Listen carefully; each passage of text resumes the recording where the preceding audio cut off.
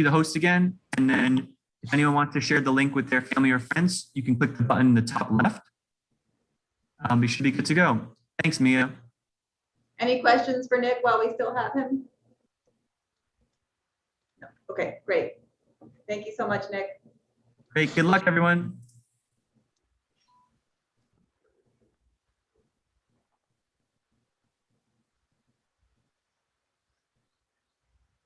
Any questions from the jurors, Edson or Iñaki, before we begin?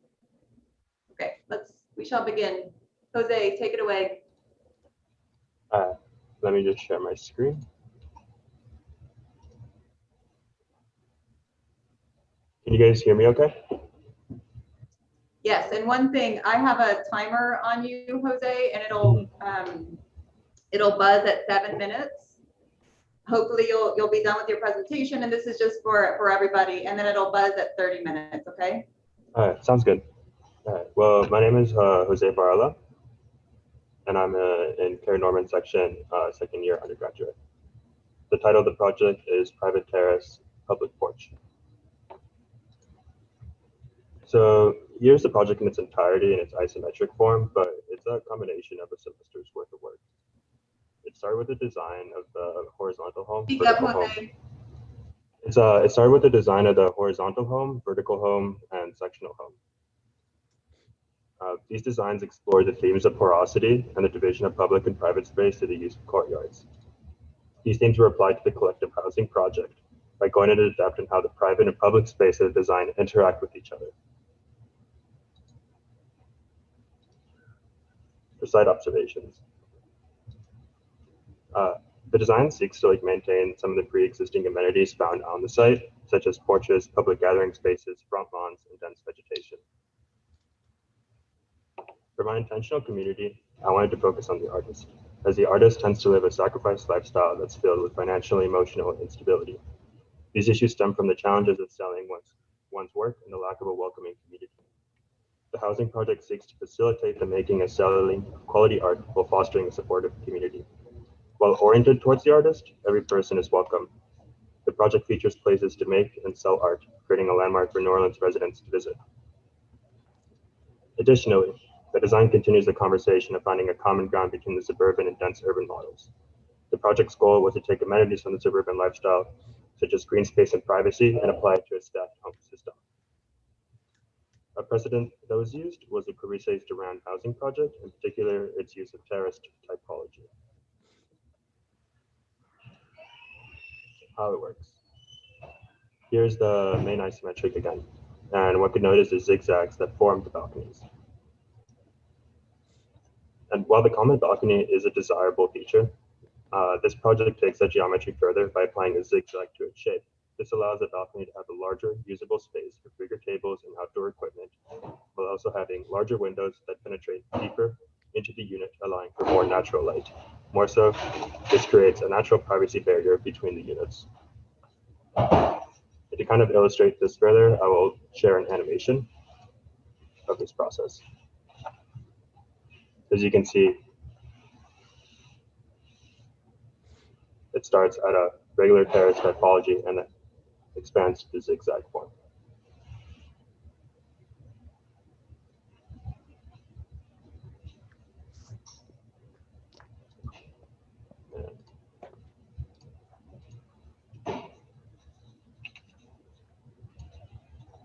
This project also brings the porch topology into the stacked home through its circulation space. The left diagram illustrates the private terraces shown in blue and these public porches that are shown in green. Sorry to interrupt you, Jose, but your audio is going in and out. Really? Can you hear me okay better now? If I hold the mic? Right now, yes. Okay.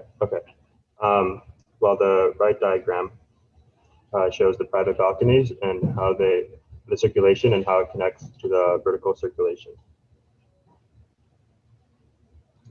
In this perspective, one sees the public balconies. And in this perspective, one sees the private balconies that are more for the use of the residents. The left diagram shows the program on the ground floor. The majority of the space is reserved for garden in motion that promotes biodiversity and serves as a place for the residents to relax and enjoy nature, while the smaller gray boxes are art studios for the residents, while the darker blue boxes are commercial galleries for the artists to sell and market their work. On the right, one sees how the project fits into the larger urban fabric. In this perspective, one sees the residents enjoying this garden in motion.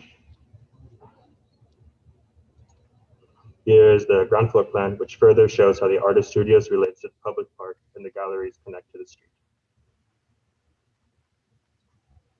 And then in the typical floor plan, one again sees these private terraces, and then in the back, these public porches for interaction. Section A shows one of the main entrances to the public park cutting through the buildings. And this scene is further illustrated by this perspective. Section B cuts through the majority of the main central park and one of the main buildings. So paragrammatics. So Unit A is 1,500 square feet and has 3 bedrooms and 2 bathrooms. Unit B is 1,400 square feet and has 3 bedrooms and 2 bathrooms. And Unit C is 1,300 square feet with 2 bedrooms and 2 bathrooms. And Unit D has 2 bedrooms and 2 bathrooms. And Unit E has 1 bedroom and 1 bathroom. So in terms of experience, this perspective once again shows the main entrance, or one of the main entrances to the public park. If one moves further down this path, one gets to the center of the park. And then once up the elevator or stairs, one arrives at these porches that serve as the main circulation space and the entrance to the units. And this perspective shows once inside all the units, the privacy that comes from the public. And lastly, this is the main isometric again, where one can notice the central path and the private balconies and the porches, which are all designed to create an artistic and supportive community for everyone. Thanks. Hopefully you guys heard that all. Do you want to bring us to your concept board, Jose? Yes.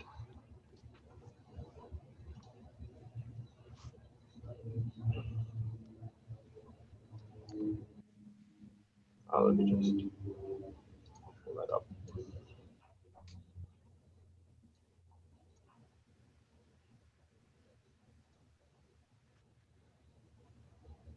You may need to stop sharing and then reshare. Oh, stop sharing.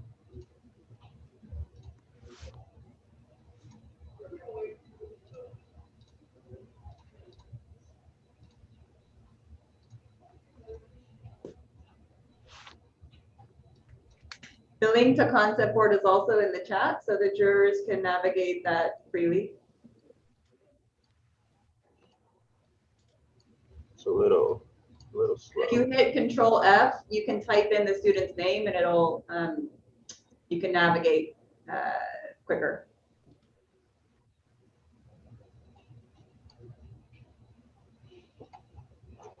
So hopefully that appears soon.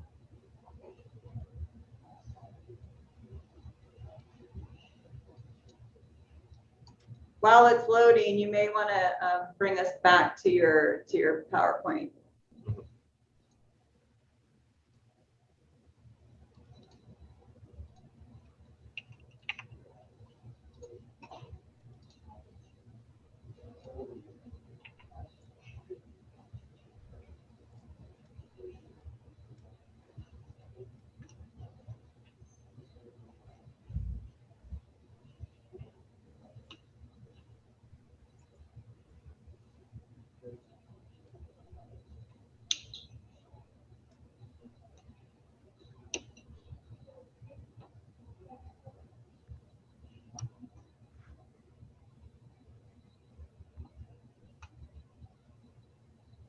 Edson and Iñaki.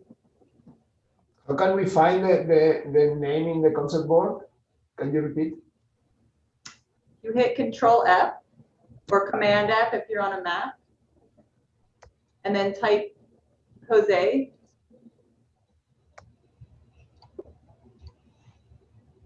It should direct you to. I'm also all the way at the bottom in the right corner.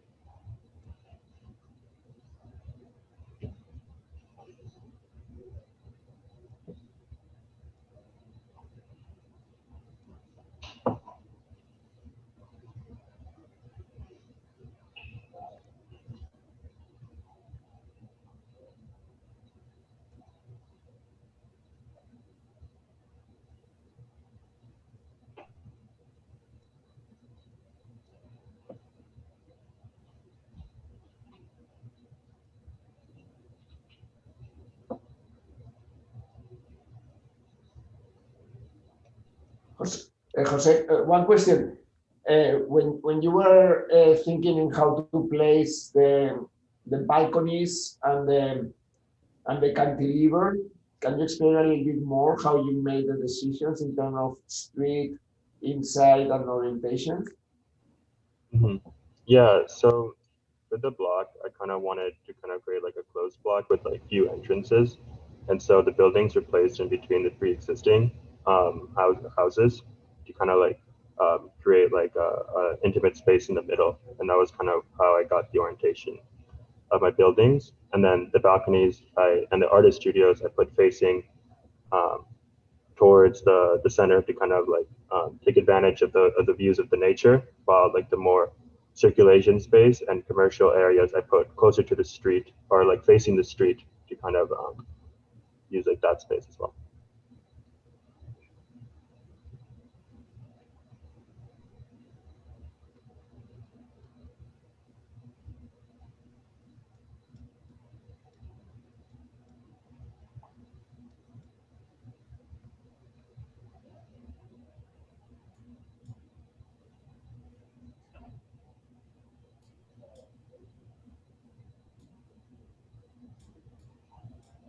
Say thank you for your presentation. And one thing that I wanted to also maybe clarify. So you're talking about how you're wanting this to be an artist community, an artist housing with studios, right? And then in terms of the general sort of zoning, you were talking about how the studios are where again? They're on the, so the housing is on the upper level, and then the studios are, and then the commercial is on the lowest level, right? And the closest to the street. How did you think of the way the public spaces? I know you showed the diagram where you have the sort of the hallways and the corridors as public spaces, but you're also talking about the commercial space. Can you also maybe just explain a little bit more how do you see the community spaces work within the entire facility or the entire area? Because then you're talking about how there's a relationship between the individual, which is the artist, but you're also talking about the community. But I'm curious, like how does the sense of community works within through your public spaces or your community spaces?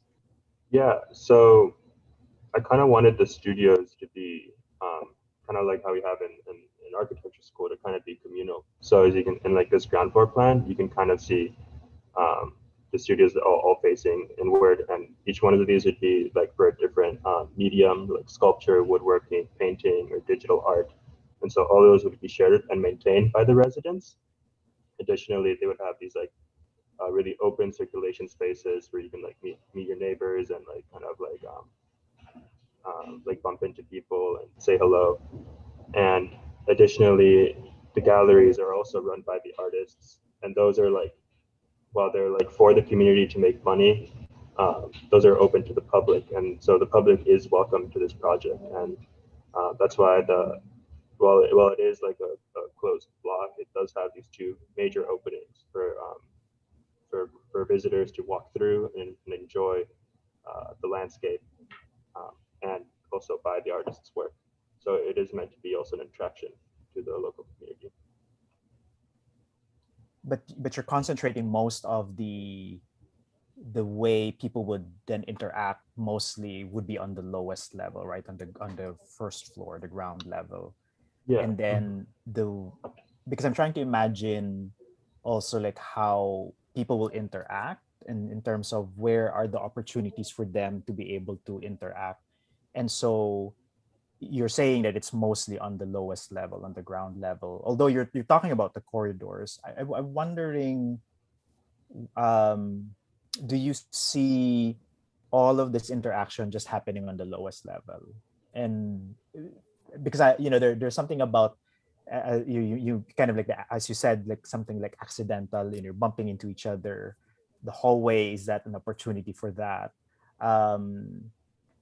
But I wonder if there are places also where there are other opportunities aside from the studio, because like let's say if you're not an artist, let's say, and that's why I'm also trying to imagine, are you saying that everyone who's living here would be an artist? But let's say they would have a family, maybe they wouldn't be in the studio necessarily. So are there other places where, let's say, the children could also have like an opportunity to meet other kids, and then maybe people who are not the artists themselves who are using the studio, would there be places for them as well? Yeah. Well, I can kind of go into that. So in the ground floor plan, it's not just like all studios and galleries. There's also like coffee shops, and like I imagine like each one would kind of have it like its own specialty, like bubble tea or coffee or more like hot teas or something. And you can kind of see those like also facing the street, and it would also be a commercial space. Okay. And also I don't know if you can see my mouse. Mm-hmm. Yeah, but like this one in particular would be like reserved for kids. So you can kind of see like it would be kind of more, it's like more of like a classroom layout. And then there's also this one right here, which is more of like a traditional work setting. So like this one would be more for like, maybe if you're more into like business or not necessarily an artist, this would be more like Okay. of a quiet like computer working space. Okay. And so I was really trying to like have like a ground floor program for everyone. Mm-hmm. That would look here. So then that also makes me think about, because New Orleans, it rains. One thing that I'm curious is then, they're all three separate blocks, right? Would there be an opportunity for you to maybe create protected walkways in between them? Because if, like the kids on one block or one building, if they're going to another, and if it's raining, then your one of your perspectives, in fact, like you're showing them raining, and that struck me because then how do you also maybe protect the outdoor areas or just even the connection between the buildings, especially when it rains, as your perspective is showing, right? So maybe think about that, like the connectivity between the different buildings, especially as like conditions like rain. What would be those opportunities for you then to be able to allow then the residents to move also more comfortably between the buildings, especially if the kids space is in another building and then the work sort of space is in another. How do you do that, right? Yeah, well, like also with like the terrace form, like at least like the walking underneath like the buildings would be like Sure. protected from the rain. It's really just this like connection, I guess. points that Right. would be Right. uncovered. And how do you integrate that, right? Because then how do you integrate, like you have that language of the zigzag with the balconies, and how do you then also sort of connect that maybe with the language of, let's say, if you're going to have these covered walkways or something. So you can think about that also, like how do you just to provide more protection, right? Yeah. Jose, continuing a little bit this discussion. Well, first, thank you for the drawings. Are really excellent, and the line drawing is fantastic. And I think that the units are really well done. Are really good dimensions. The furniture, they are really good, and the system of units and growing the units, it's excellent. Congratulations. And I have some questions about the terracing. the movement of the plants, because it's super cool.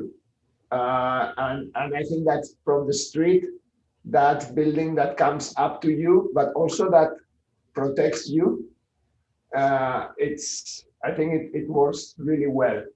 But on the other hand, it seems to me like if it was a Danish project, a North European project, in the sense of this kind of looking for the light and the sun in the terraces. That is something that here in New Orleans, it's a little bit weird, no? We want porches and shadow and protection from the rain. So while I think that your gesture of the triangular terraces is fantastic, and the way that you are connecting horizontally those terraces and giving this kind of privacy and this kind of sense of uniqueness of the balcony, no? That is really nice. I don't know if you know the building of housing of Hans Scharoun. It's a beautiful housing project that is a semicircle with a kind of very pointed balconies that go outside like boats, no? So in a way it reminds that.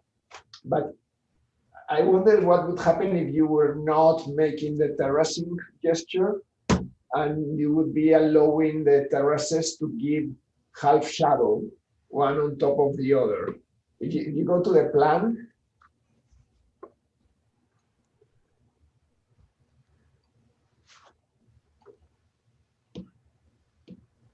yeah,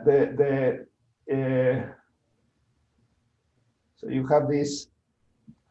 Can you zoom a little bit? Yeah. Correct.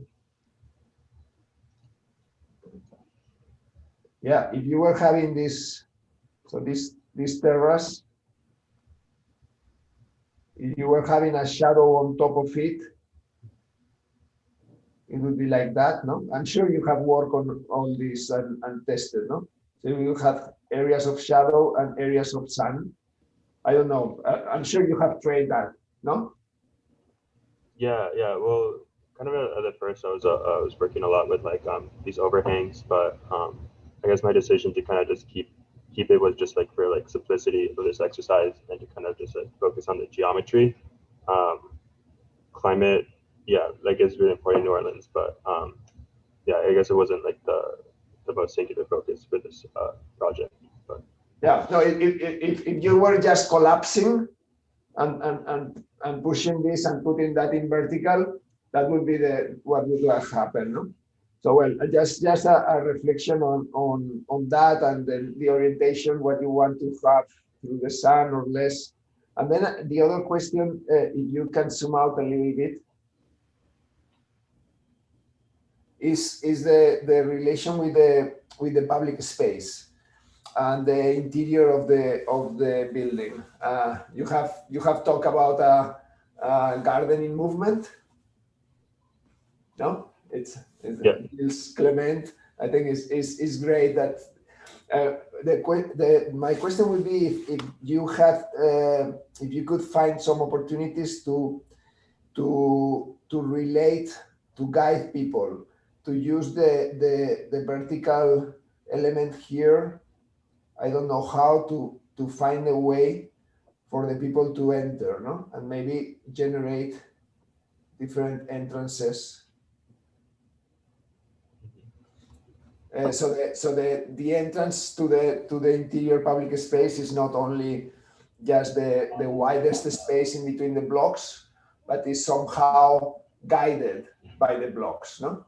If you could, and again, this is always like the possibilities that projects open when you do it a very good development and very thorough design, and questions that you could keep incorporating to the project, no? How you could link more the building with the exterior space, the entrances, and the guiding of the people to find that this is a one thing operation and not the what remains in between the pieces, no? And I have a final comment that is actually, I think the artists community is kind of inspiration to start, but actually I'm incredibly happy to see that anyone can come to live here. And that we as an architect, we don't really define who is going to use, no? We want to be giving the freedom to as many people as possible, no? So, and I think that while it can be a great starting point, the housing units are housing units that are perfectly accessible to anyone with any interest and any possibility. But again, I think it's a really well thought, really and well developed scheme and very well drawn. Just to jump in here and to Jose's defense and to all the students' defense, really, they were asked to define the user in a way through the lens of the intentional community. So you'll hear from many students a sort of more focused audience that is the kind of intended resident, if you will. But Jose, terrific project. It was really terrific to work with you all semester. Really disciplined work, really disciplined and controlled work, and a strong commitment to elevating the quality of living. All of the units have the opportunity for cross ventilation. They have opportunity for exterior space, and a really kind of well-developed architecture, well-developed kind of public space and landscape solution. So thank you so much. Do we have any other comments for Jose?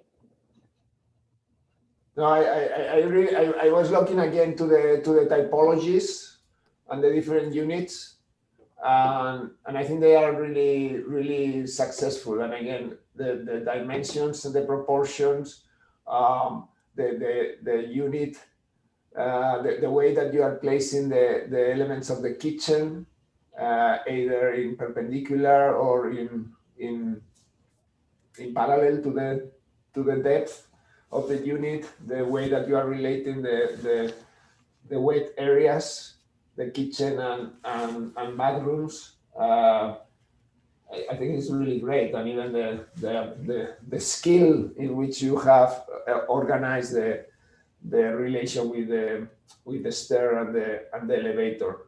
Do you have a section by the stair by any chance? Because in the other direction, no. No, just in this one. Because that's always the tricky thing of a terrace building is how you organize the things that are stubbornly vertical when you have a diagonal organization, no? And the stair could become a terrace stair, but the elevator is very stubborn in vertical. So you probably have different the lobbies, let's say, or where the elevators arrive to the level have different depths, no? Depending on the level. Mm-hmm. Yeah, I mean for the elevator, this is like why these units like get smaller progressively, because like the elevator like continuously cuts through them. So that's how I was able to fit those like strictly vertical parts within everything. Again, the vertical columns that one can imagine of the bathrooms and kitchens would not be vertical because of the terracing. Mm-hmm. And I'm actually sure that having the building not in terrace but just in vertical would also have been a great solution. So because it's so systemic what you have done, that and the balconies are really well defined, that both solutions would have been great. Thank you so much, Jose. We are now joined by Professor Joubert. So I think we should wrap up and move to Tom. Thank you, Jose. Thank you, guys. Hi. Should I Hi, go? how are you? Good. Hello, We're a Professor. little bit ahead of time, but if I'm not interrupting, you can just start. Okay. Sorry, sorry to interrupt. Can you explain us quickly how is the organization of the concept board so we can? Yeah, I think, So let's see. I think on the chat, we can post the concept board. No, let me see it again. we have it already, but Oh, so it's Think- horizontal is each of the sections. Is that correct? yeah, that the upper row is where you will find the Tom. I think it's And the fourth one in. is a Jover section is the upper row. I think the fourth one starting to the left is Tom Yes. Okay. Thank you. project. No worries. It's a giant concept board. A giant one, yeah.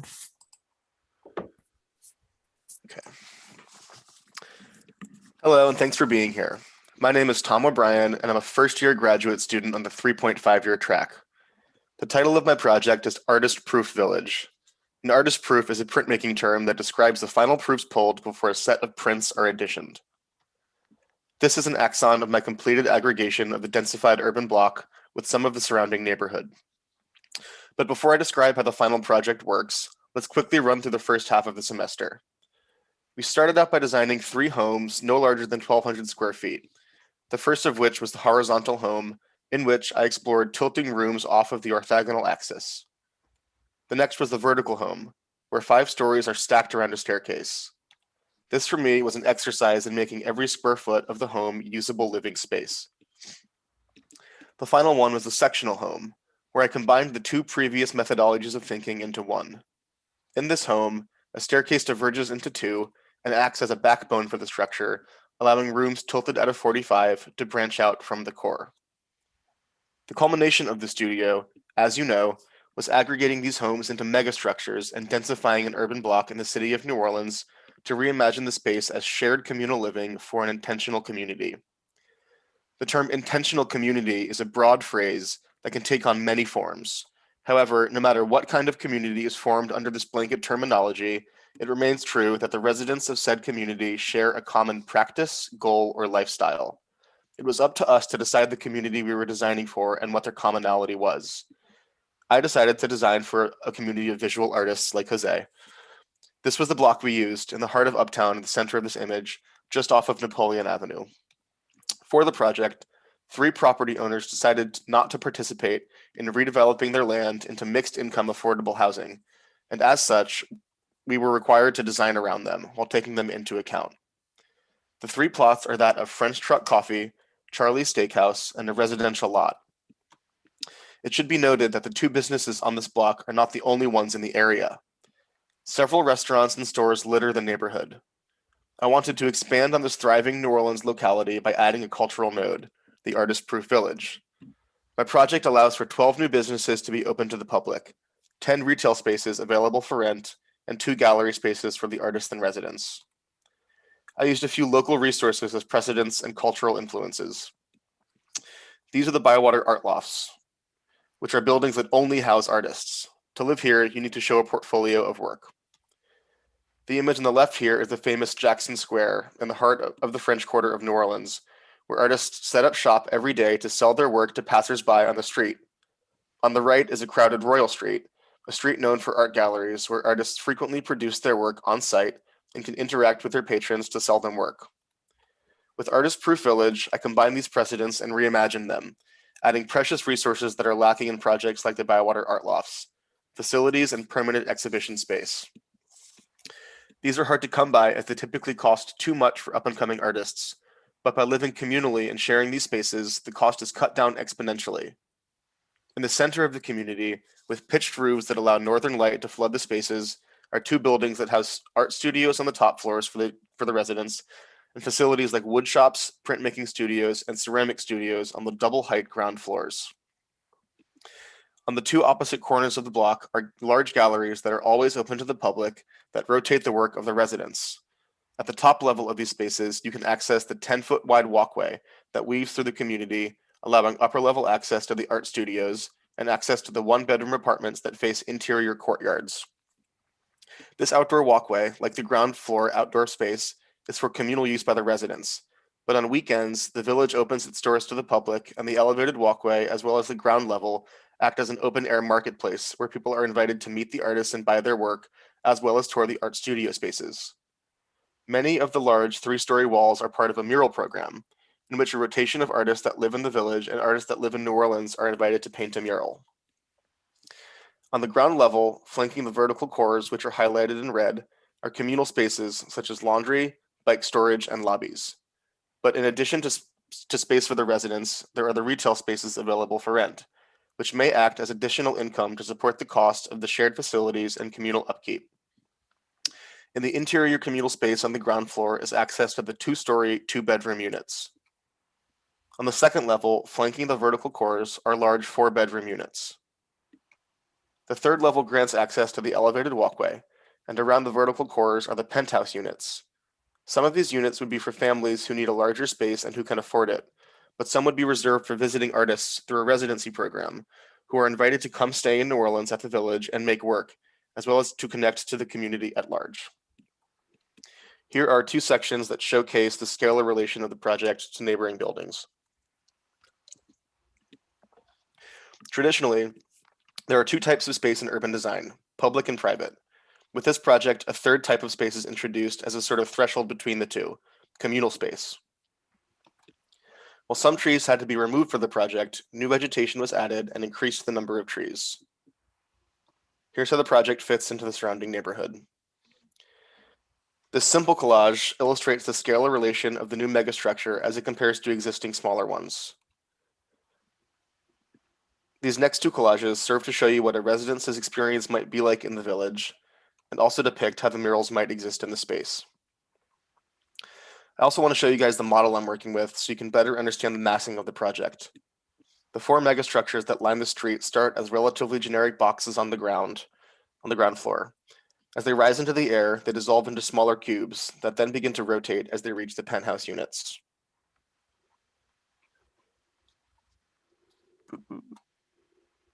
This diagram shows the placement of the units on the block from the ground floor to the top floor.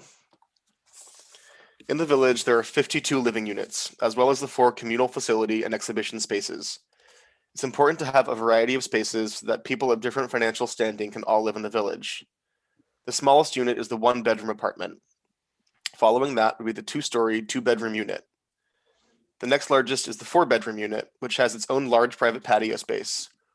And finally, the penthouse apartment has 5 levels and 3 private exterior patio spaces. Again, here's the axon of the village. Oh, I was 1 slide ahead the whole time. Again, here's the axon of the village. And then here's a short video of an exploded axon of a typical building aggregation in the village. And back down. And thanks.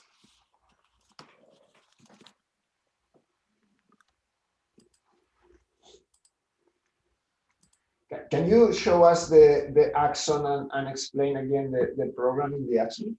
Sure. Let me go back to that.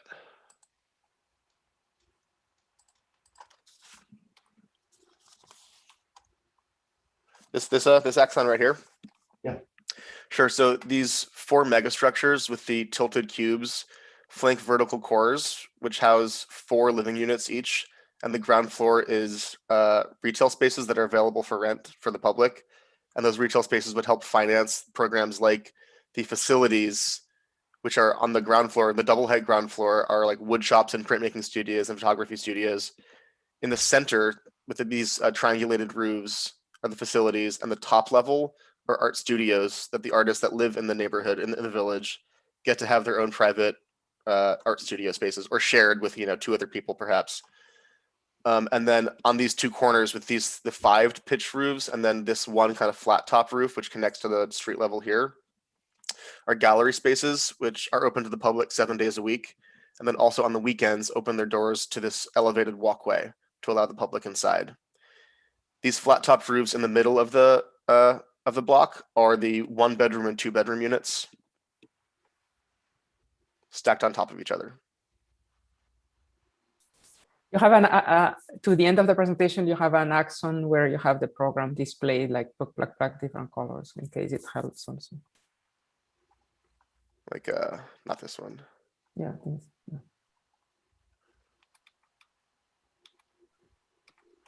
I think you just passed it. Oh, the housing one?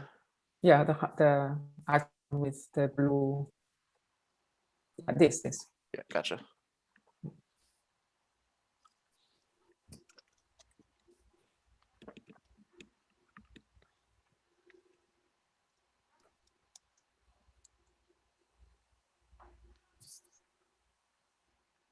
The previous axon, previous slide. Oh, this Here. one? Yes. Gotcha. Okay. The model. Model, exactly. You have the floor, Yaki and Edson.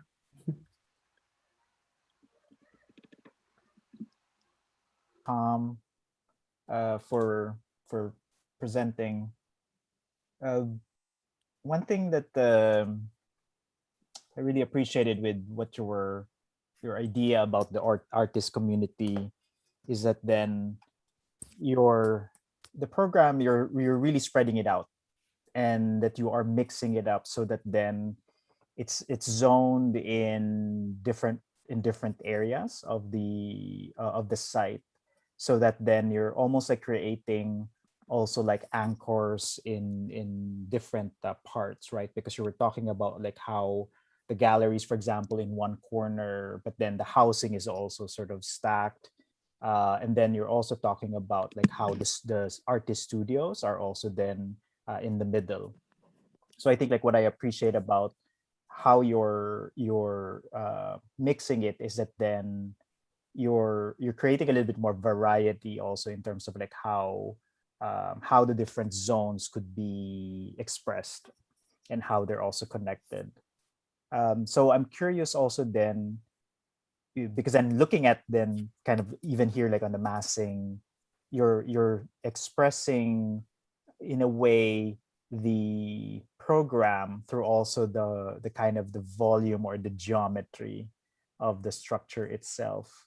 And I'm just reading that and I'm wondering if that is your intent, that somehow from the outside you can understand already that, okay, this block looks like a gallery, or this block, like the sawtooth roof, is expressing that of a studio. The shifting talks about the housing. And I'm wondering if that's your intent, but that's how I'm kind of reading it that way, and I'm curious what your thinking was. Yeah, that's definitely like a place that I got to organically. It was not the original intent, but through time, through working on the project over the course of 2 months, you develop these techniques for spaces that then become identifiable as a language for the space. In my midpoint review, I was asked why the houses on top were tilted and they seemed like special and to stand out, and was told to kind of like need a reason for that, which I slightly disagree with, perhaps. I think it's okay to have just a mixed variety of housing and a mixed financial standing for these people to live in this place. But that's kind of how I came to the conclusion that maybe there's an art residency program that can kind of intermingle visiting artists with New Orleans artists to expand our horizons a little bit. And also in the conversation with my professor, Margarita, we talked about pitching the roofs to allow northern light in, which is ideal light for artists for making work and for exhibiting work. And so kind of naturally, these art studio spaces and the gallery spaces would have like ideal lighting for artists, which is northern light. So then that kind of becomes the identifiable feature there. So it was like a natural progression. It wasn't like my starting point, but I feel like I got there eventually. So then the challenge, right? So I understand, right, that it might seem arbitrary, it might seem accidental. So I think like then what you will then have to figure out, that even if that's how you started, then how do you then own it later on? Sure. And then to be able to then say, okay, this might not be my intent earlier, but then this is how it also evolved and also progressed. But then you can also then think about, because what I'm thinking is in terms of, so yes, like the rest, I like the idea, by the way, of the artist residency as being a kind of a changing program. So I like that idea, mixed also with the other artists who are already living there. So to go back to the idea of kind of like these different expressions of the different programs, so there's a tendency it could look very haphazard and eclectic, but then is do you want to also then maybe connect them in some way? Right. I'm seeing the walkway as kind of like one opportunity, like you started to work with that. But then the other one would be the language also, is that then would there be some kind of connection between them? If again, I'm not saying that should be the direction, but I'm just saying that, there could be another sort of level of maybe you're connecting them so that it looks also more cohesive. But you might not, not everybody necessarily would agree with that, right? Like, because you can, if your intent is to make it more of like a neighborhood, then yes, like you make it more eclectic so that it doesn't look like it's a mega structure, because that could be the potential danger also, is that then it looks like a mega structure. And looking at the scale also of the neighborhood, how do you also then what's your sense also? I'm curious, do you want this to blend? Do you want this to stand out? What's your sort of your intent? Yeah, I mean, and to defend myself a little bit, which is like not that you're attacking me, but like Sure. that is something I was thinking about in terms of these mega structures and how they do kind of dissolve into smaller structures up top, as to not be this monolithic block that towers over the surrounding neighborhood. Like of course it's much bigger than these houses because we're densifying it, like crazy, and adding a lot of people, a lot of space for people to live, but to kind of dissolve that into smaller discrete volumes, so it's not like a punch in the face to the rest of the community. I want to continue a little bit with the discussion of Edson. I think it's very interesting. Without attacking, this is not. Yeah, this is not attacking. I know. But so first of all, you are really a brave guy. In your second semester, you have got into a real mess. Very complicated. So congratulations for being so brave and fearless and ambitious. And I think it's great. I think in this process, you may have got a kind of flock or herd of cats, a little bit difficult to get them all together. I think it's great that you have all these cats. No, maybe you want to put some collars or something to them, so you have something that you can control a little bit better. And I would say it's maybe it's through very pragmatic decisions, not through a superimposition of any kind. For instance, how the walkway is really justified, and I may have lost some things, no? But if you mix a little bit more the programs, because why on top of the gallery, do you have something on top of the gallery that is not a gallery? No, so it's just gallery space all the way up. So you could have a studio on top of the gallery. Art studios for them to make work. Yeah. You have studios. I have studios. It's a gallery below, here. no, and studios on top. So in the middle, these two pitched roofs are art studios that they make work in, and then on the corners are the art galleries. Yeah, but the art galleries in the corner, do you have studios on top of or not? No. That's what I was saying, is that maybe the walkway can be a way to mix programs again. So for instance, it makes sense that the walkway is a kind of semi-public street that connects studios that are placed in studios that are on top of workshop areas, but studios that are on top of gallery or on top of 1 bedroom or 2 bedroom apartment buildings, for instance. Mm-hmm. No?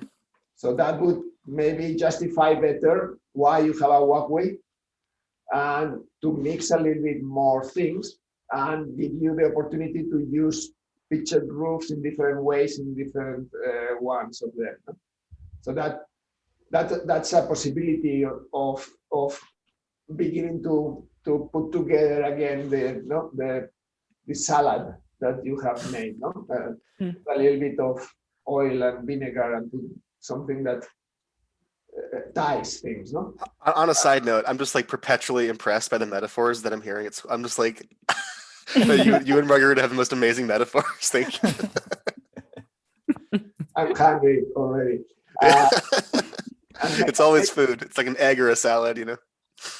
And maybe in these units that are more spectacular, that are fragmented, and I think it works well in terms of the grain, and giving this variety of the grain and this change of the plot structure and the subdivision of the plot structure. It may be good to have pictured roofs instead of that small box on top of them, no?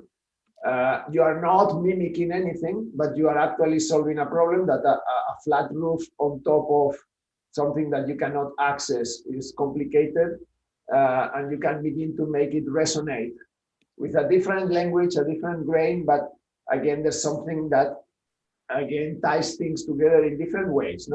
You are not mimicking the roofs of the shotguns, you are not mimicking the roof of the studio industrial looking, but you are putting some elements that are related, making some more dialogue. Yeah, definitely. I see that. While keeping the diversity of this place, no? That I think is great. No? And I really commend you for the drawing. It's a very good drawing, and in the concept board it looks better than in the Zoom. The lines are more subtle in the concept board. In there. I'll So share that instead. really.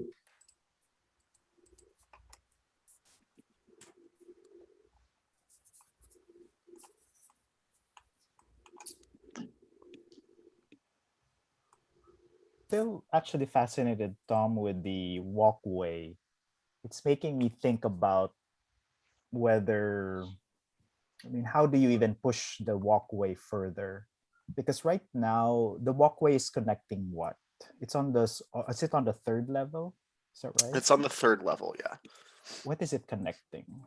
So, it's connecting residences and art spaces. And I guess I should have talked a little more or like further developed this idea that I had where it's like, it's pretty wide. It's 10 feet wide, so it's not just like a place to walk. The idea was, which I didn't get to fully develop it's my fault, that the artist would come out and like put their work on this walkway, right? So that people can wander through it and then talk to the artists and look at their work a la mode of Jackson Square, where they have their painting set up or their work set up, maybe outside their apartment, maybe outside their studios, wherever, and the people would get to come and buy it.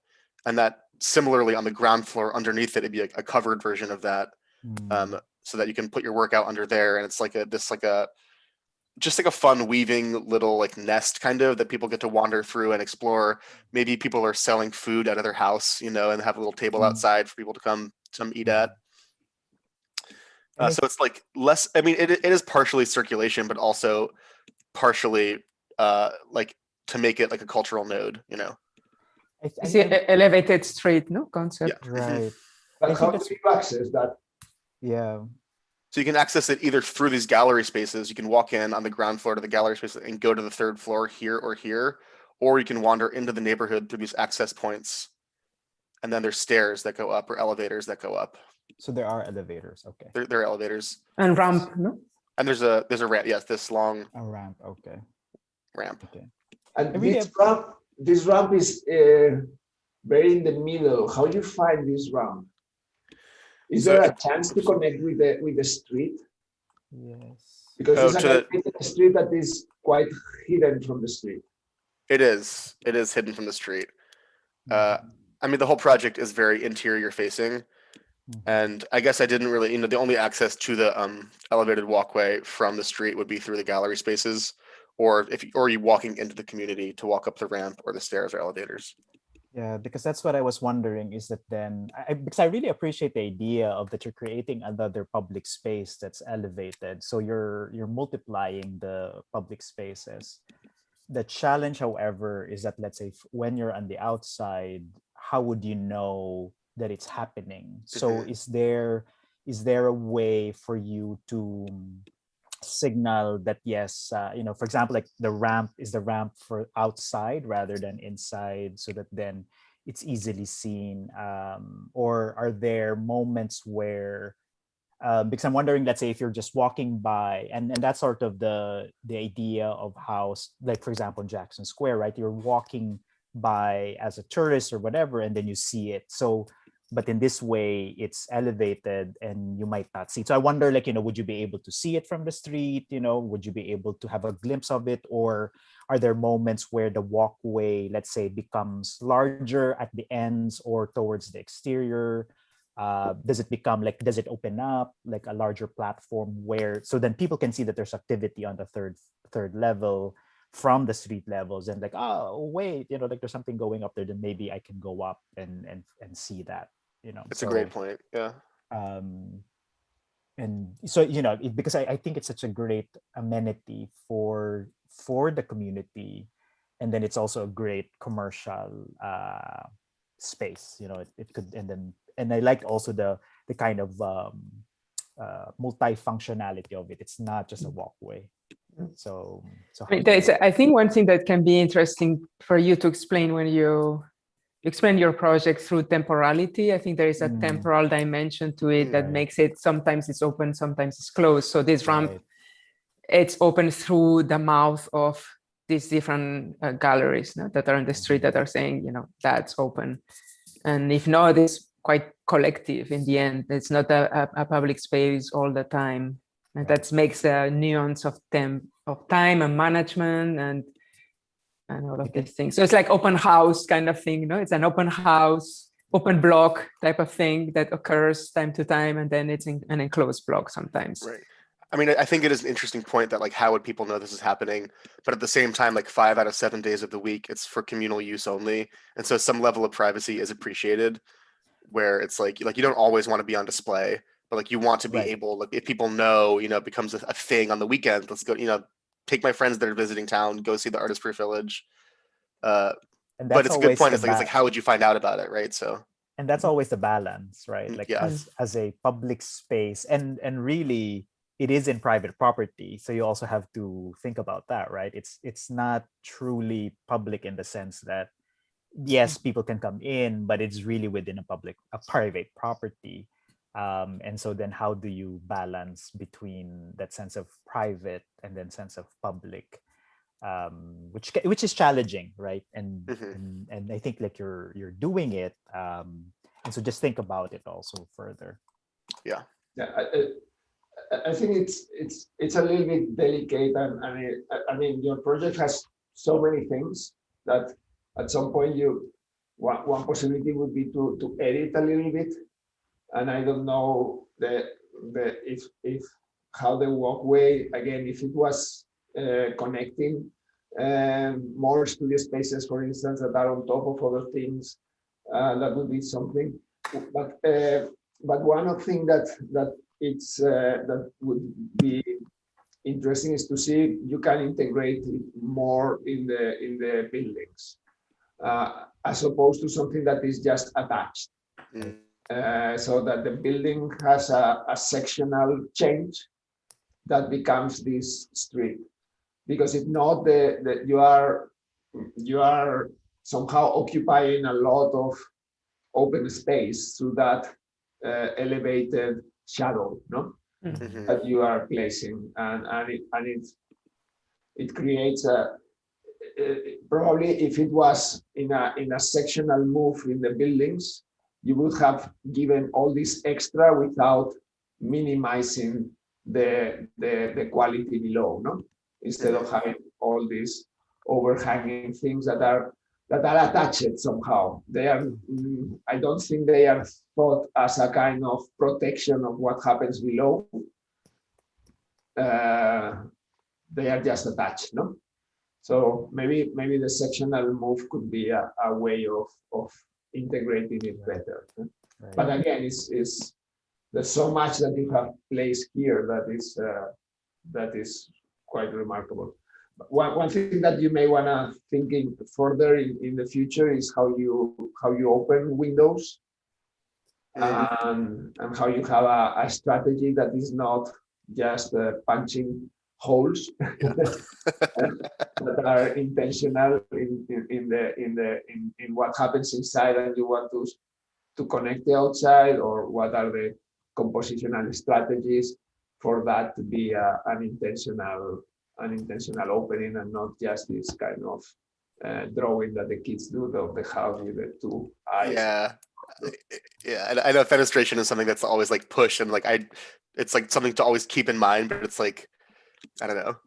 Some things did fall to the wayside in this project because it's like working on the macro, it's kind of hard to focus on the micro at the same time. It's like, so it's a balance that I'm definitely still learning. One way of thinking is always thinking about if the window is a window, or if it is or that the wall disappears. There's no wall, which means there's an opening as a kind of abstract compositional strategy. Or when you punch holes, if you punch holes with some kind of pattern or system. Yeah. Sorry to interrupt, but we're approaching the end of our time. Just so you guys.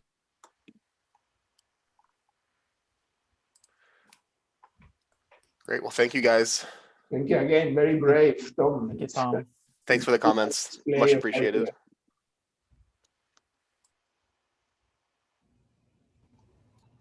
All right, so it's a bit early, but let me start sharing screen. All right, screen is visible for you guys, and audio is fine? Yes. All right, slides are moving. All right, so given that Sensolis just entered, yes, I will start now. All right, so hi and good morning, everyone. My name is Amanda Bond. I'm a second-year undergraduate student in Sensolis Bayless section, and today I'll be discussing the proposal for the aggregation housing project, Grow and Sell, the Eco-Village and Market. The aim for this project was to design a self-sustainable farming community which is able to sell the produce it grows. But first, let's backtrack to some projects from earlier this semester, which bore influence on the design process for the aggregation. The horizontal home, planned on a 9-square grid divided into 3 strips, with at least 1 courtyard in every strip. Here's the programmatic division for the horizontal home, separated into day and night. And the visual displaying the juxtaposition between the indoor and outdoor space in the horizontal home. This system of organization becomes key in the aggregation project. There's also the vertical home, designed with alternating modules occupying a 4-square grid, and a sectional home, strictly designed on a 16-square grid and where exploration of the use of double and triple height spaces in section was explored. Returning to the aggregation project, here are some site observations. The site lies in the Garden District in New Orleans, a residential area with a school in the south near Napoleon Avenue. More specifically, the project called for the use of this block. It is assumed that the vast majority of the units on this block except being used for this development, with the exception of 3 units, the cafe on the northwest, a steakhouse restaurant on the northeast, and a residential unit in the south. So we see the current 9-block plan of the area and the proposed intentional community. There are many precedents used throughout this design process. The most prominent being the El Cerdo Sal by Iris Matias. His method of creating unconventional corners through selectively slanting walls and roof planes became a point of interest during the process of creating the sectional home, and this was explored in the aggregation project. The Bagnell project by MVRDV was also a major influence due to the way it was able to balance community housing, farming, and a market, which provided great inspiration for the design of the eco-village. Moving on to the structure of the eco-village, the block was separated into a 16-square grid with modules of 75 by 75 feet, from which programmatic spaces were designated. The market is placed between the cafe and the restaurant, forming a business strip in the north. The residential blocks are then gathered towards the south, surrounding the farm to form a protective barrier. And here's a circulation to engage with all of these areas. Here's the current tree coverage versus the proposed denser tree coverage, which leads to this first floor block plan, where there's the first floor of the residential buildings that can be occupied by different programs for public use, such as restaurants, cafes, test kitchens, and so on. There's also the market area in the north and the use of shading structures throughout the site, letting light reach the farm unfiltered, but shading other areas. Also visible are the empty modules in residential building first floors to allow for passage under the building. Here is also a closer view of the farm and the proposed crops based on research about urban farming in Louisiana crops, which leads to the design of the residential blocks, starting once again with the use of this horizontal homes form. The process from which these buildings are derived starts with the horizontal homes plan of living space versus courtyard, then remove the smallest top strip to create a more even module, after which this module was rotated and 5 placed together to form this pattern of living space versus balcony space. Furthermore, a single center square was removed in the module for the vertical cores, and on the first floor removed a single strip for passage under the building for free circulation. These modules were then extruded and offset to once again reinforce the juxtaposition between living space and balcony. In order to create the completely orthogonal modules and aid in the facade's unconventional corners, select walls were slanted and, upon designation of units, different balcony conditions emerged in the form of private, shared private, and public to residents.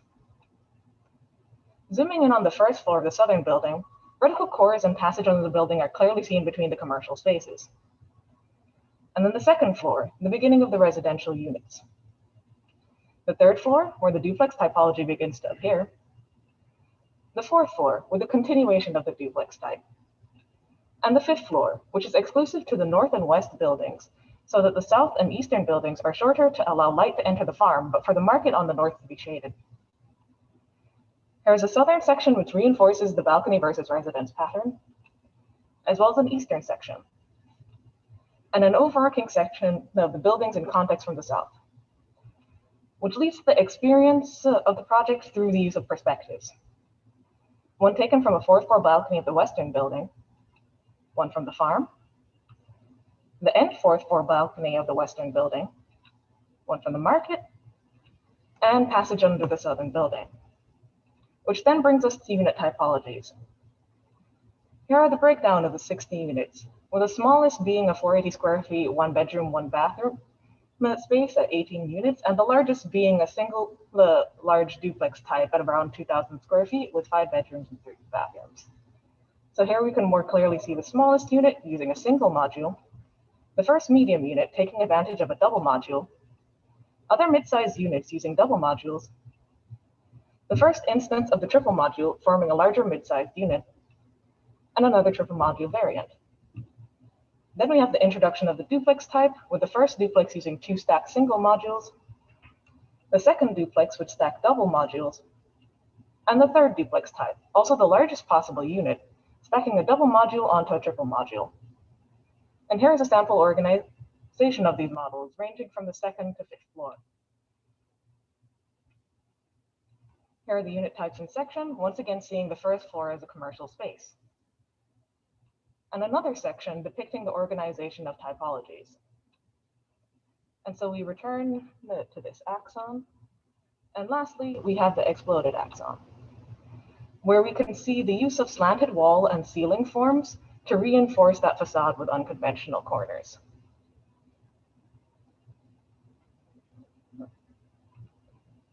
Thank you.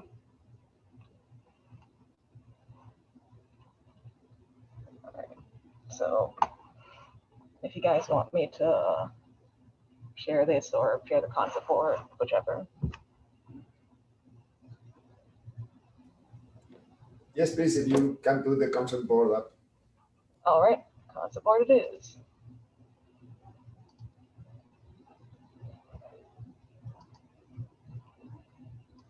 Share that. Okay.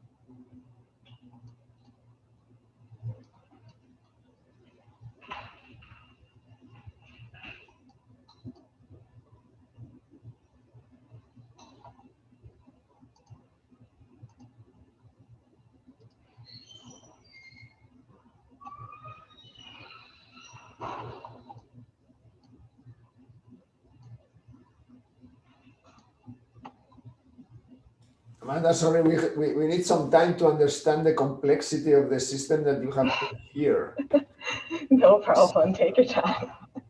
is spectacular. Thank you. It's spectacular, and it's very well drawn, and I'm just fascinated by the complexity and the how can you fit all these different units and all this variety in this system. It's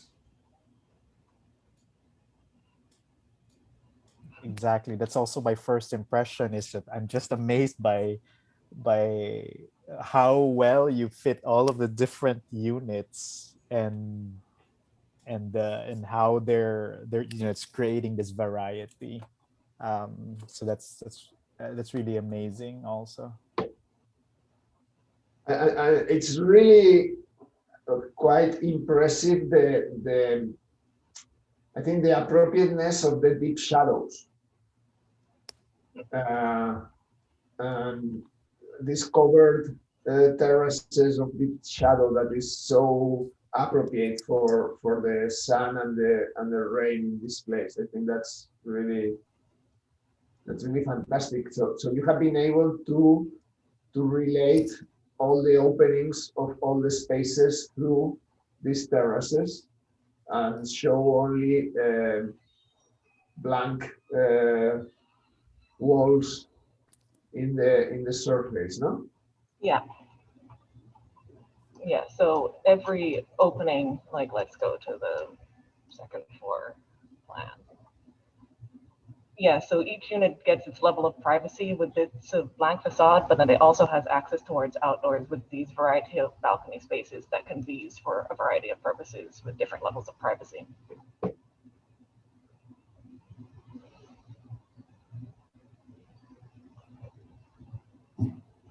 So,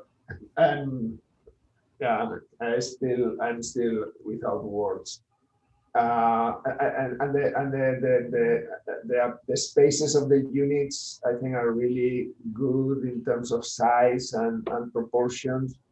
The organization of the spaces and the furniture are really well done. This is really impressive for a second year.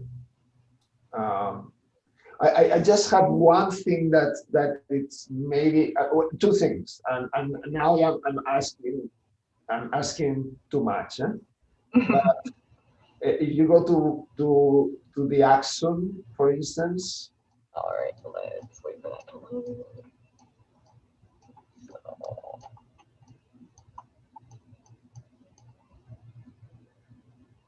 So this is what would be defined as what's the material that you are imagining? I was really and truly imagining kind of like a blank facade, like really and truly inspired by Aires Matias, this almost like white concrete type structure. Yeah. It's fantastic. You would immediately say that this would be qualified as a great example of brutalist architecture. No, Yeah. And it's absolutely great. So just like asking maybe unfairly and too much, but there are two things that I would maybe consider or suggest. One is there any chance for your system to be broken? The regular system of like balcony versus the blank facade. Yeah, or there's so because one of the and this may or may not make any sense, but one of the interesting things when you have a very precise system is when you break the system. And I don't know if it is possible and if it makes sense and if it has the scale, but when are the moments in which the system gets broken and does two things: reveals the system, but also gives the variety or the moments of distortion of the system. No? Let's say that the system is arrives to the greatest when it's broken. At some point, not systemically, but broken at some point. That's one observation, and I am totally aware that this is like going way beyond what it makes sense to ask for. But just as something that you are so good setting up this system and so mature. If this was a 5th-year project, I would still be surprised. So that ability to set up a system that is so complex allows you to think in when is the moment in which you distort the system or you break the system. That's one observation. The other, if you go to the axon,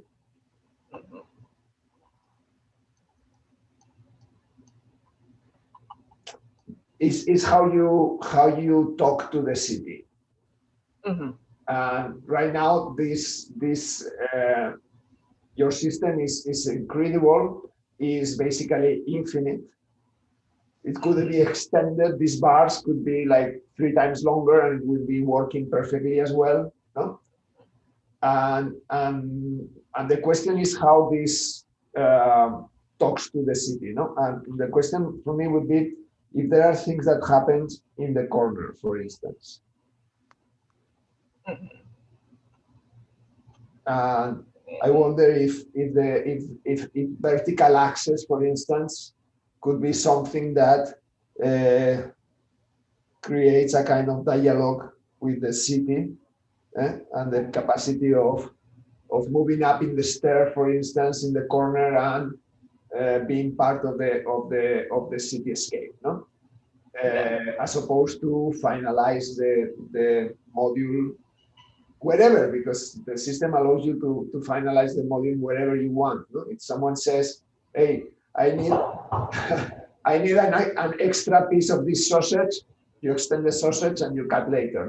No, I need to cut this sausage in small things because this is for Cambo. Then you cut it in small things. No, yeah, and still your sausage is perfect. No, it works well. No, but is there a moment in which the sausage has an edge that talks to something?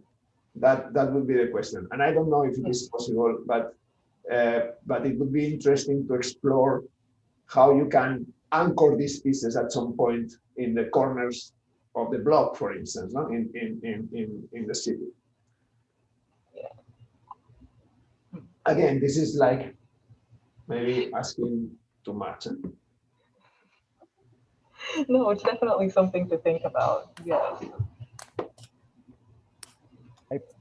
I think similar to Dean Elday, I'm also impressed with just the way you're very consistent with the logic that you created, and I think that's really highly commendable, because like you created rules for yourself and you actually followed them, right? So, and again, like what I said earlier, like I really appreciate like how you were. It's all, again, like that. It's like Tetris, like you're really fitting in all of the different units and how you're mixing them. I really appreciated that, because like you did not want to just create like, let's say, one type of unit on one level, and you're I think that's a great idea to really mix them up so that then your neighbors are not exactly just the same type of people potentially, right? So I really appreciate that. One thing that I'm curious, again, if maybe you can explain a little bit more, you created that module of or orthogonal grid, but then you said that you wanted to introduce this slant, and I can see that also here in the axon you slanted the ceiling. Can you explain again how you slanted them and why you chose certain areas to slant to break away from the grid, and maybe the definitely. plan? Yeah, so I was thinking about sun shading, too heavily inspired by Iris Matias's way of slanting walls, and really wanted to reinforce this facade. Almost this project originated from this type of facade with its inspiration, and it was just a natural lineage from my previous projects into this. So I wanted to experiment more with these types of unconventional corners. And the way to achieve these unconventional corners on the facade as I discovered, it came from slanting the walls and the ceilings in order to join them at this kind of point-like corner. Mhm. But did you decide to slant them? Is there a logic behind where you Like where they're slanted. right? Yeah. I'm Yeah, curious. definitely to an extent. There was like early on in the project, it was deciding between, okay, which walls stay completely orthogonal and which ones start tilting. Mhm. And so in order to decide that, I'm like, okay, in these balcony conditions, I want it to look outward. And so typically what you'd see in the balcony condition is that the wall slants out so that the end of the balcony is larger than where you start. And that to naturally progressed from like keeping an orthogonal wall as we see here and then progressing it here. Okay. So whenever there's an opening or like a balcony, you're wanting to widen it, and then so that's where you would. Okay, that Yeah. makes sense. I mean, I buy that, right? But then looking at the axon, it's related to what Dean Alday was mentioning earlier, also about the grid, almost like a checker box, right, on the outside. Is that I'm wondering whether, because my sense and my impression is like how it relates to the neighborhood also is that then is there might be a tendency for it to look too institutional also. Yeah. Right, because of maybe, and I don't know if it's whether because of the rendering so far or maybe the material that you're imagining, right? But I can see that there's a possibility that maybe when there's like a slant, because even like looking at from here, and I don't know if you have did you have a perspective from the street level, because I'm trying to also imagine the best yeah, street that level one. is probably the market. Okay. Yeah, can we look at that? Is that then how do you also then maybe get a sense of that slanting wall from the outside, right? From the street. And because that I see that, like, as you're looking at the plan, the angle and the slant creates variation and a break from the orthogonality. But when you look at the, let's say, as a three-dimensional sort of massing, that slant almost sometimes disappears. You can't sometimes tell it, right? You can't really distinguish it anymore from the orthogonal. So it all looks like very much of a block.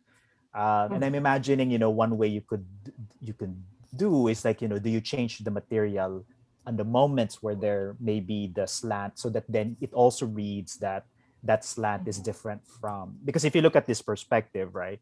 I can't tell which one is the slanting versus that of the orthogonal. And it's a question, right? Like, is your intent for it to be the same, or do you want variation? And I also appreciate like how you're also then the ceiling, you're also slanting. And that's why like the end condition looks that way, right? But are there other ways also, I think similar to what Dean Alday was saying earlier, is about then, do you chamfer it, like, would the angle also happens there, so it's not also doesn't look as blockish, and I think that's what my, like, how do you think of it, kind of like to make it more approachable so that it doesn't look very institutional, in that sense. So, are there opportunities then to distinguish the material also at the end? So then it also breaks apart the kind of the material, So that's another thing to consider, right? Yeah, definitely. And then maybe just to clarify also, because you wanted this to be an eco village.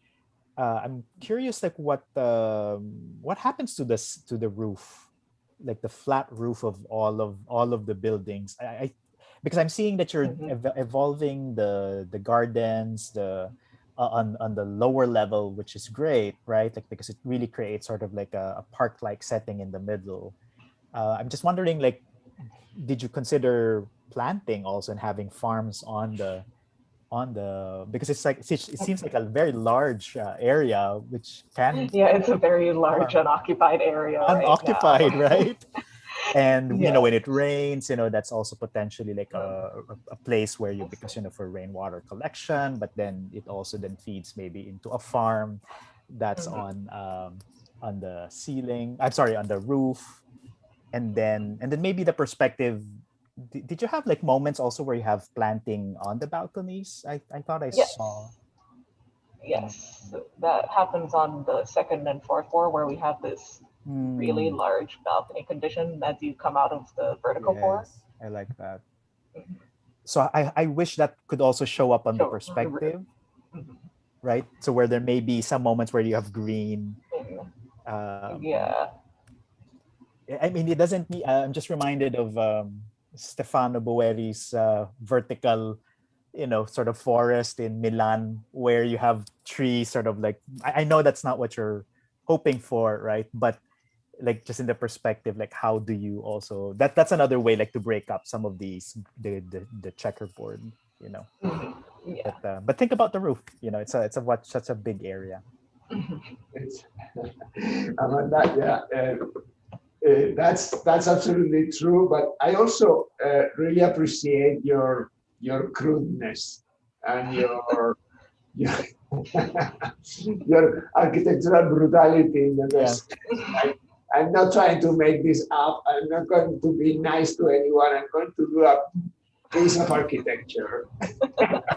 It's like a statement, right? Like it's a which I think is actually really nice because there's so many fake kind of stuff going on that in the end is absolutely fake. So just a garden roof for retaining water, even if not accessible, would make sense. Although it creates some problems for your language because you are emptying your roof in the very end. So everything was in favor for the language in this design. Right. You always can do the trick of receding the thickness of the roof, which is always a trick. The other thing is that because you have this slanted thing, you actually can use this slanted thing to have the same slope that you have inside. You can have it outside. So it's really it's not difficult for you to have a basin in the roof. Probably for your portfolio would make sense to draw something of a basin. So you explain to everyone that you actually know that it rains and you have to control the rain. If this was in Lima, Peru, no problem. There's no rain there. No, but that's not the case. There's a lot of rain here. So even if you don't really solve it, but although this also begs for another thing, that is keep adding questions to the project. No. So, okay, I have to collect the water in the roof. And then I have to get rid of the water in the roof. Is that something that happens through pipes that are hidden? Or at some point your system is able to project the water somewhere? In the same language that you have of volumes. Suddenly one of the volumes projects outside and it's a brutalist gargoyle, no? Let's imagine that these volumes goes out, no? And suddenly, no? And here you have a lake below, no? Just another question to ask. It's always about making new questions to advance a project, no? So that's one thing that I was thinking now. If you go back to that perspective of the red things. Yes, the shading structures. So I'm sorry, but this red thing seems to have been done by, I don't know, your uncle or someone else. But the barbarian architect that has done this cannot have done these small triangles, no? Mhm. I don't know. It was a kind of really a little bit like this piece, but now reinterpreted and placed in horizontal or something like that. I would believe that it's the same hand. But right now, no, right now it's or a neighbor that has done, hey, I have these little toys of my children, let me put it here in your model. Because they don't give shadow, they don't protect, they are so shy. Eh? So do a quick fix of this. Eh? Yeah, I did try a lot of methods to try and get shading. I tried tarps, I tried these. Just take your side facade and put it horizontal and move it away and maybe put two levels, cut it here and there in two levels. And I mean, you have muscles way more than enough to do all whatever you want in that, but that's just not at the level of of the project, no? Mhm. And then thinking a little bit more in how the system would be having variations. If you go to the second floor,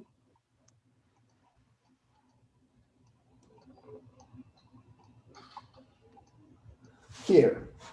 So just asking a new question, no? So this wall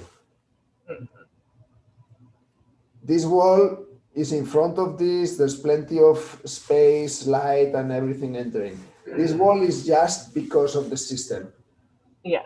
It's not because you want it. So could this wall be different? Could this wall be a different material, for instance? Yeah. I'm not sure you need it structurally. Maybe yes, maybe not. Eh? But imagine that this is a different material and it's a translucent material. And then when you go to the perspective,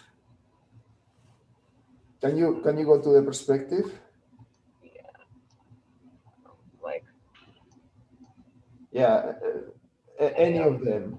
okay. So you come here and then you say, okay, at night, this was the translucent material, for instance. And this is another of those cases, no? That we have seen in the plan. Suddenly at night, these are lights that come out because they are translucent and they show the light of the houses of the thing that happened. And suddenly, boom, your checker blocks have different qualities, no? That's something that I was just thinking now, but I'm sure you have a number of opportunities that you can begin to make distortions in the system that gives you these kind of variations. No, suddenly one is a different material. Suddenly one is receded. No, there are things that are happening, and they are not just a caprice. They are not just because you like it, but because you actually have different conditions in the building that ask you for being a little bit less rigid and break the system or do a variation of the system because it's actually good for it. Also, we're sorry to interrupt, but we're coming to the end of our 30 minutes.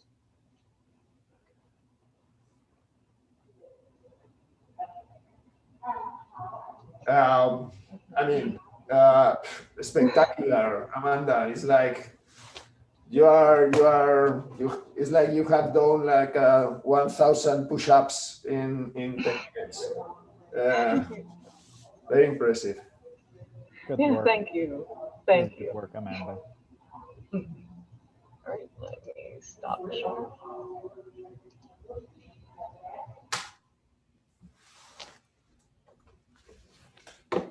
Hello, it's me. I'll go ahead and share screen.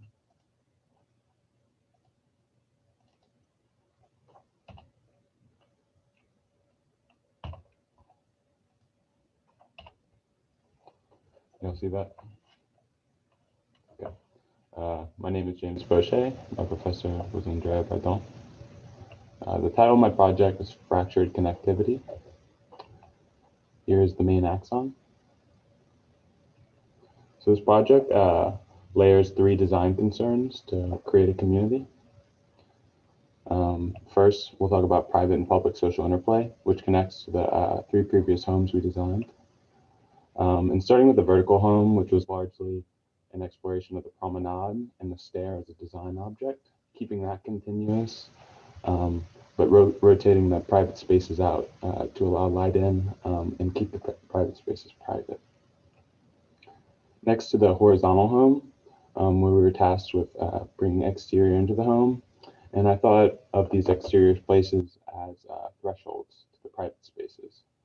So not only it brings the exterior and vegetation into the home, but creates privacy for the private spaces.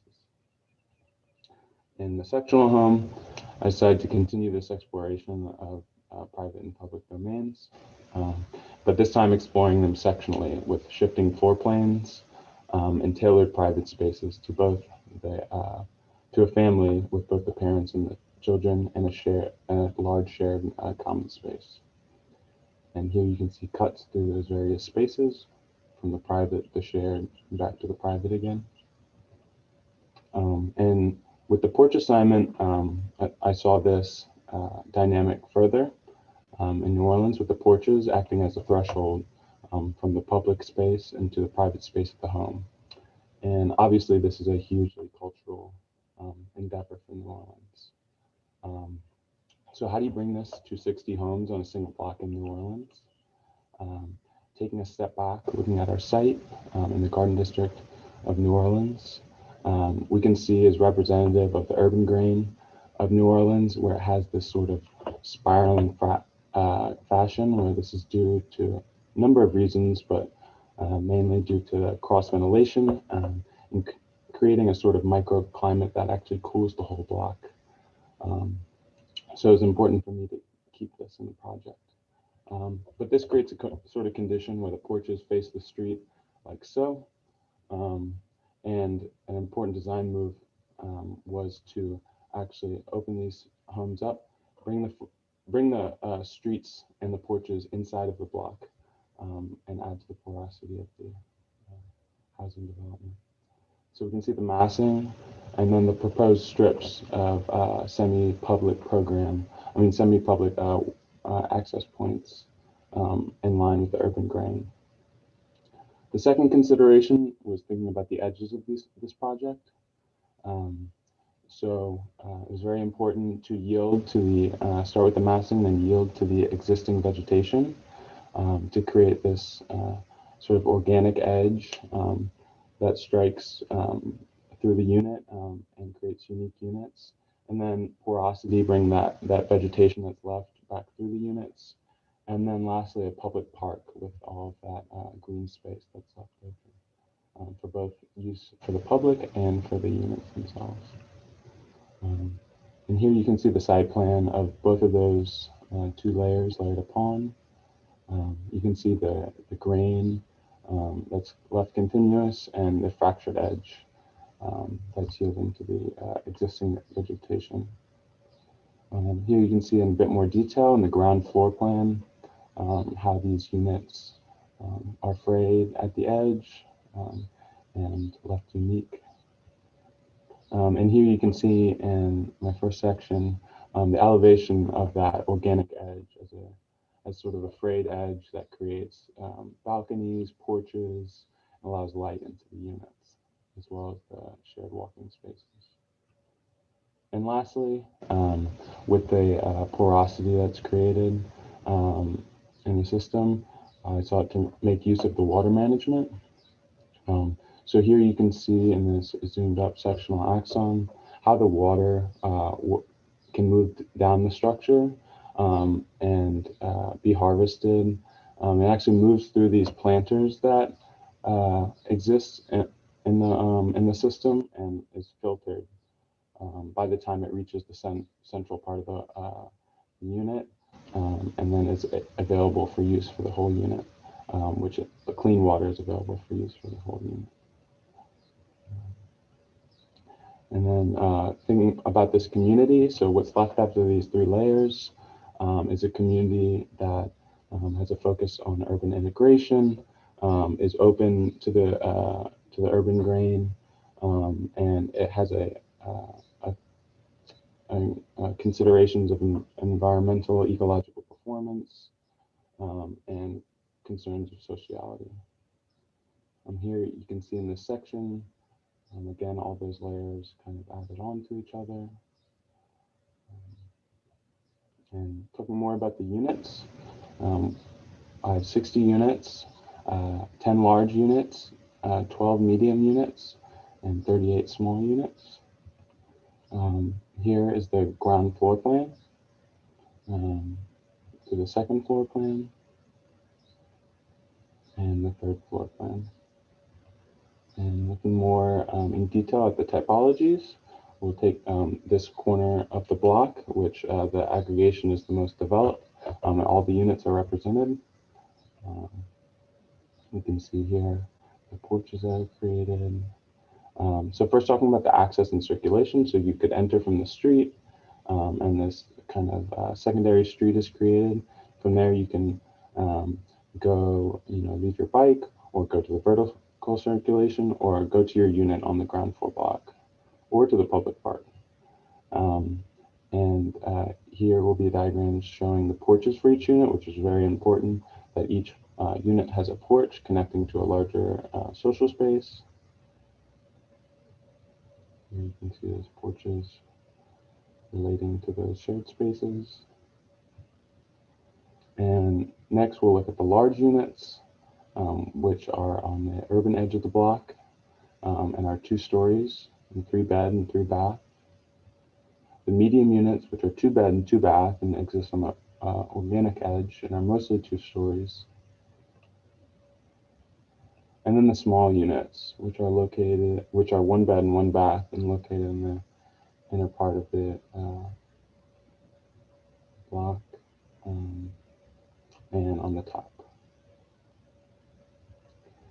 And so lastly, when you add all of this together, you have a very social space that is a continuation from the city of New Orleans, and that uses vegetation, not only as bringing vegetation into these homes where otherwise would be lacking, but also as performance, and filtering water for the community. Here we can see that urban edge and how it would exist within the community, and it as a continuation of New Orleans. And lastly, here we can see one of the porches and how the system works when it's a standalone system, and it's still social, and it is open to the park, create some shading. And that's what I have.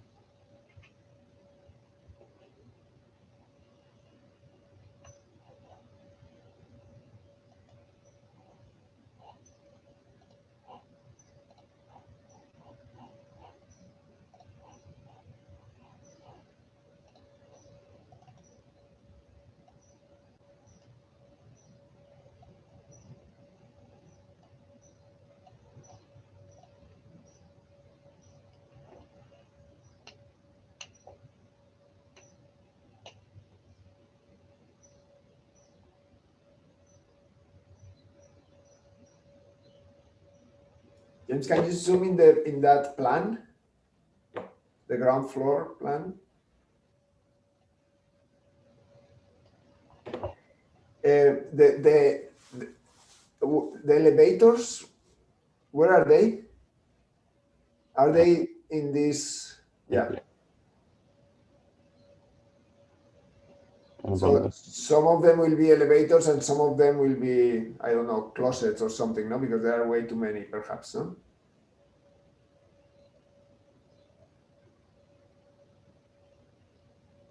But it doesn't matter.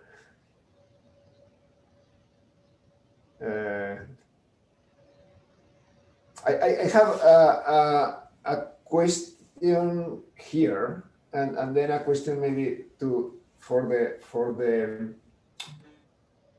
the perspectives. Thank you for the display. The drawings are very good. The line drawings are excellent, and that section perspective is fantastic.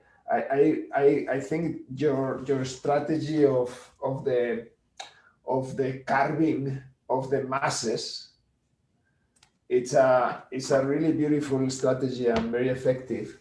And it's interesting that you have done the carving both in the plan and then in the section, in the volumes. And I think it's really sophisticated and it's really complex, this thing. And I know this is not the objective of the studio, but maybe you could rethink or maybe just for your portfolio, redraw the exterior space and make it part of your project. Because right now, if you have externalized, outsourced the exterior space to some gardener, because I was not sure, but I have seen that you have been creating this system of the planters that are holding water, no? If I understood well, no? Yeah. So if you begin to extend your system from the buildings, what is the continuity of your system from the building to the outside? And you begin to say, okay, let me organize this outside based in what I need. That is not only the formal system of lines that you have organized, but it makes all the sense because all this is carrying water, no? Mm-hmm. So when you do landscape, landscape doesn't need to be fluffy. Actually, it's a completely artificial operation that you are designing. So you can begin to organize your exterior based in your own logics of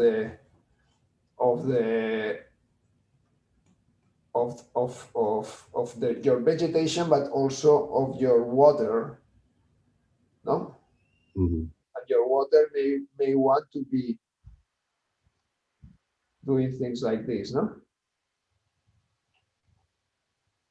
Yeah, that was a point of contention on the project. One of the design goals was to leave the center largely untouched.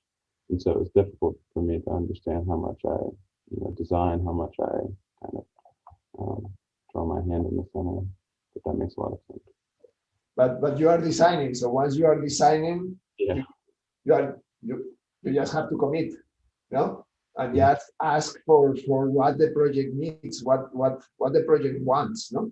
And then you can begin to say, okay, I have one system that brings the water to here, and then I have another system that creates another kind of carpets, if you want, that have other programs, no? Mm-hmm. And other uses that relate the inside and the outside, no? Whatever, I'm making here a terrible improvisation and you're going to say, well, this guy is a terrible designer, no? What a mess he's doing here, no? But, so I understand that. So you just have to play with the rules of your project, no? To keep the design going. That's the observation. Bringing the water, moving the people, creating and not just saying, okay, let me do here a soft greenery thing. But this is way on top of everything that you are doing. No?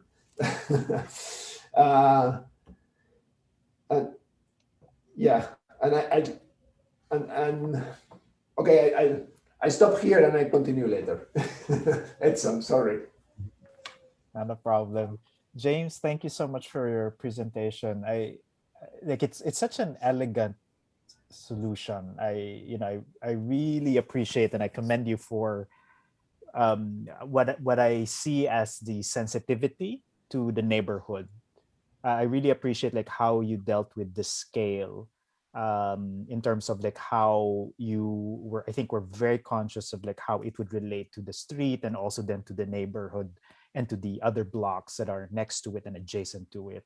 And I also agree with what Dina Dai was saying about how it was just very sophisticated in terms of like how you broke down the massing and how you played with also the roof. I think the roof profiles and mixing it up just creates a more very dynamic sort of volumes that then relates to the neighborhood. And I really also appreciated like how you were taking the porch as a typology that you find in a lot of houses, for example, in the South, and that how you were also then rethinking it.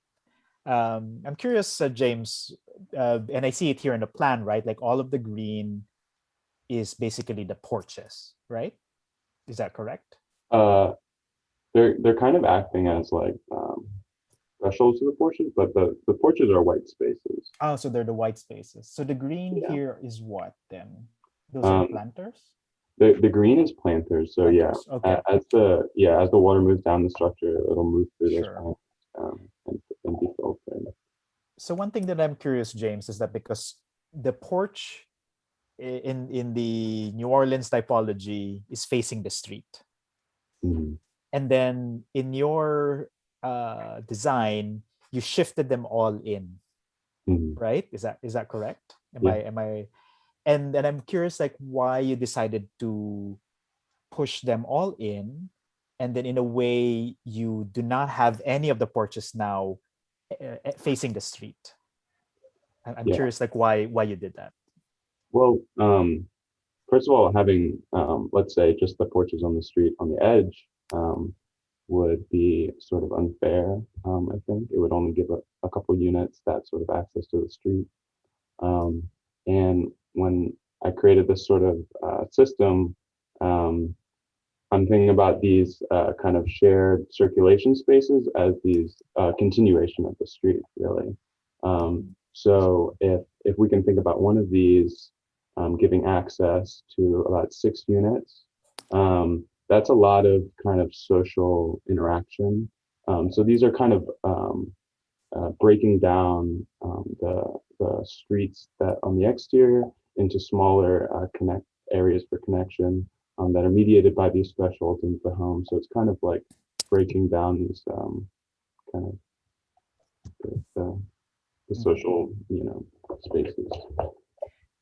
And I understand that, right? Like you're trying to create the interaction within as they are facing each other, the units are facing each other, then the porches then would also face each other. So there's that sense of community within.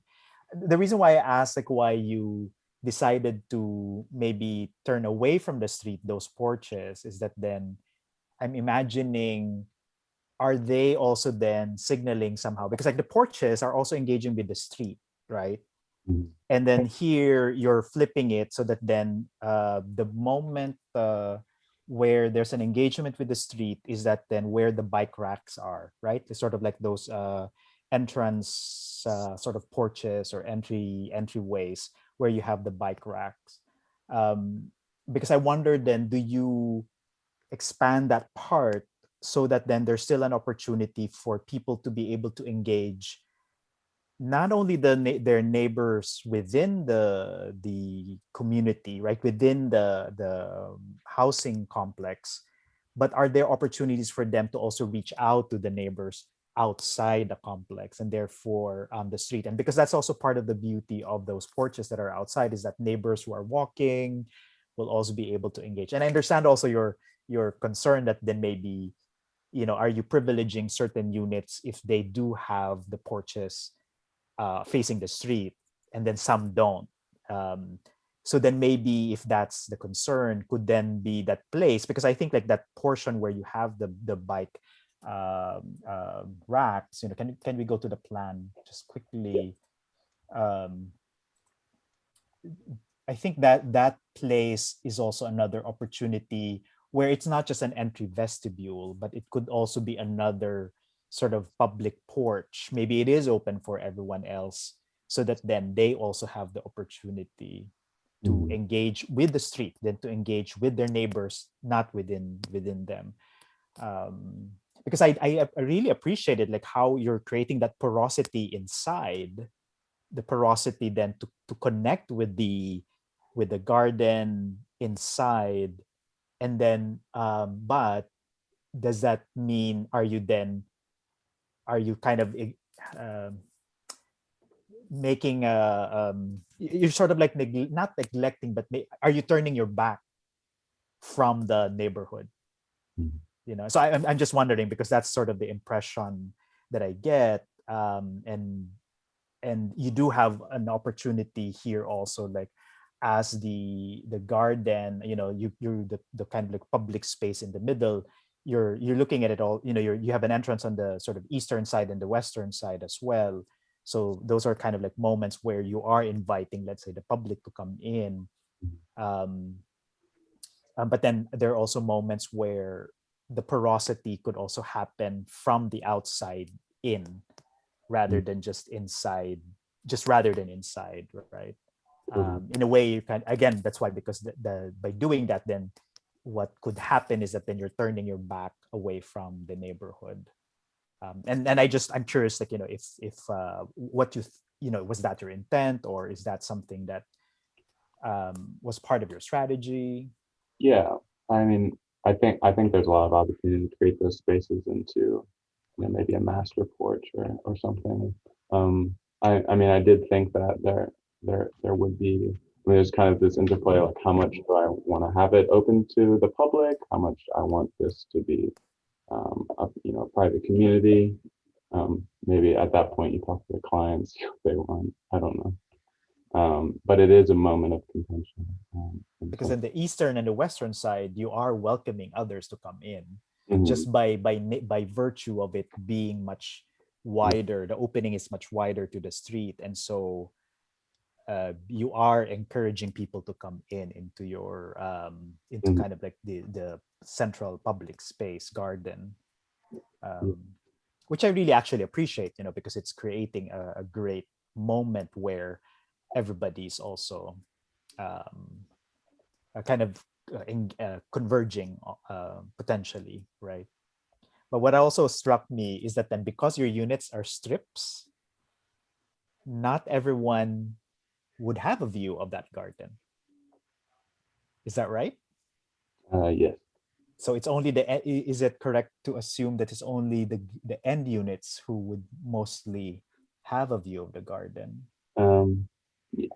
I mean, yeah, I suppose. And what type of units are there that are on the end? Those are 2-bed, 2-bath, so the medium units. The medium, okay. And then the small units are in the middle, right? They're sandwiched. So it's just again, I'm just reading it because of in terms of who gets to have the view, and then in terms of, are you privileging certain units over others in terms of, because the green space is a public amenity, but you're also creating a sense of hierarchy in terms of like who is allowed and who's able to view. So I'm kind of imagining, a possibility would be, do you kind of shift some of those units so they might have also views into the garden? So the porosity is not just, it's still a strip, right? But then you might shift some of them, then to allow some again, I'm just reading it based on the possible effect of the strip, and then how it might privilege certain units over the other, right? But otherwise, like it's such a very elegant solution, and the way it talks with the neighbors, I think the scale is very elegant and really sophisticated. So fantastic work. Yeah, I agree. The way I interpret the porches is that what you are creating is these common terraces and porches, no, as opposed to give every unit the thing. And maybe in that sense, maybe if you go to the perspective of the street,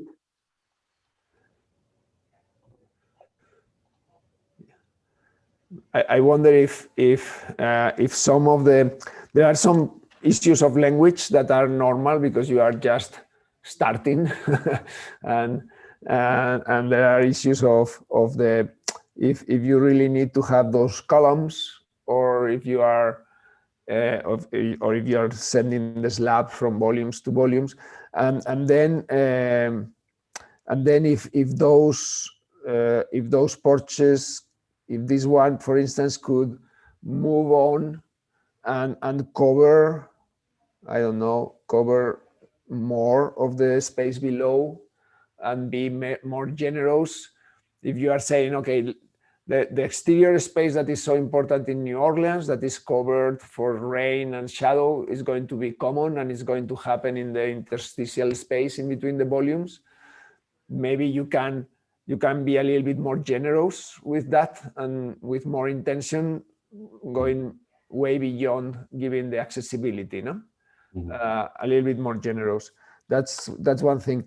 In this perspective, I think it's interesting because you are learning the architectural vocabulary and the grammar of how you organize your statements, no, your visual statements, and there are things that you may want to rethink a little bit. For instance, you are working with volumes, and suddenly there's a weak roof that appears like that, ooh, like a wing there, no? So I don't know if this is more like, no, this is another volume, no?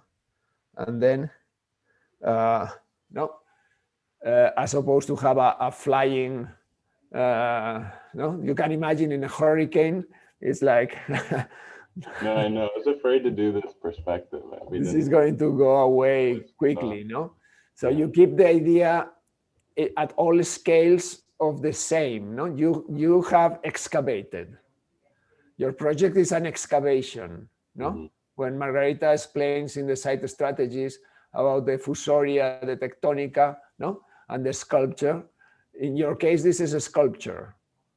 You have a mass and you begin to cut holes, no? So keep the idea of I'm excavating this mass.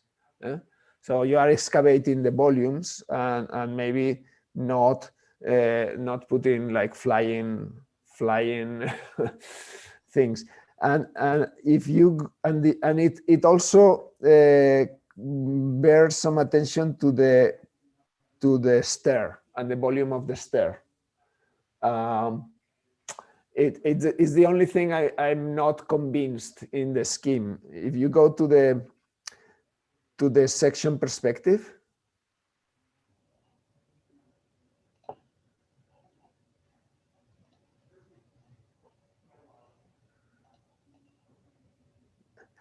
that is a great drawing, but I think again, thinking in the platforms in the outside as part of the as these exterior spaces, porches, these roofs may want to do something else, and the stair is something that I'm not really convinced. It seems like someone has added at some point and said, hey, you forgot the stairs. It's like, oh, shit. And then you have done a very good fix.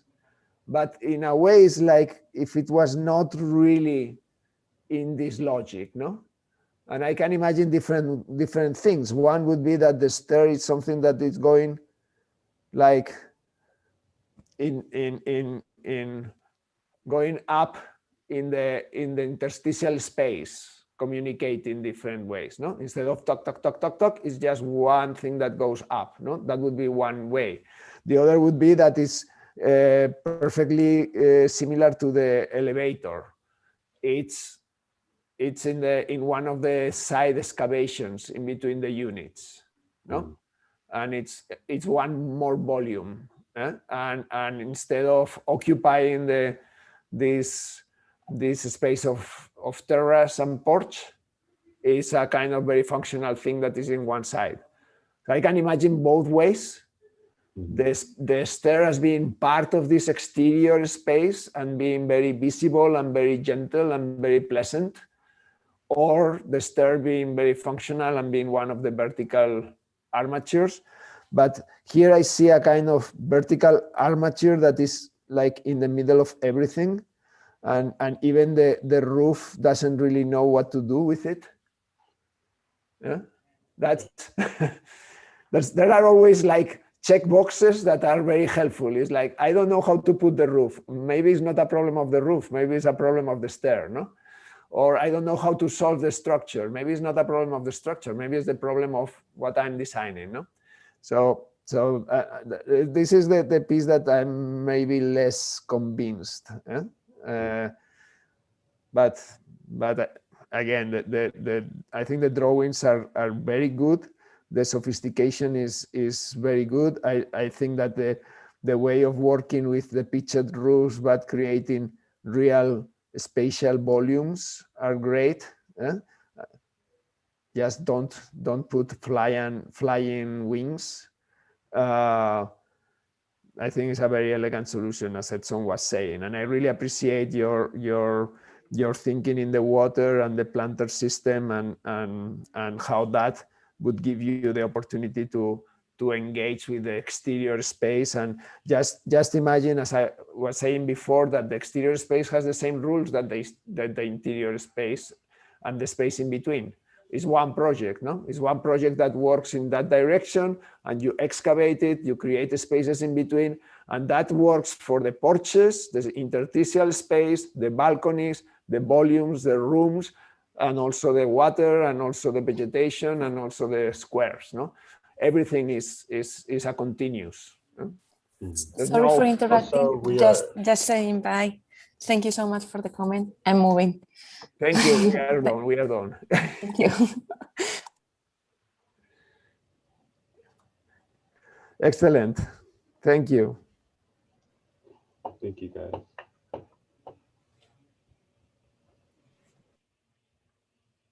Hi, can you guys hear me okay? Yes. All right. Yeah. Let me just share screen here.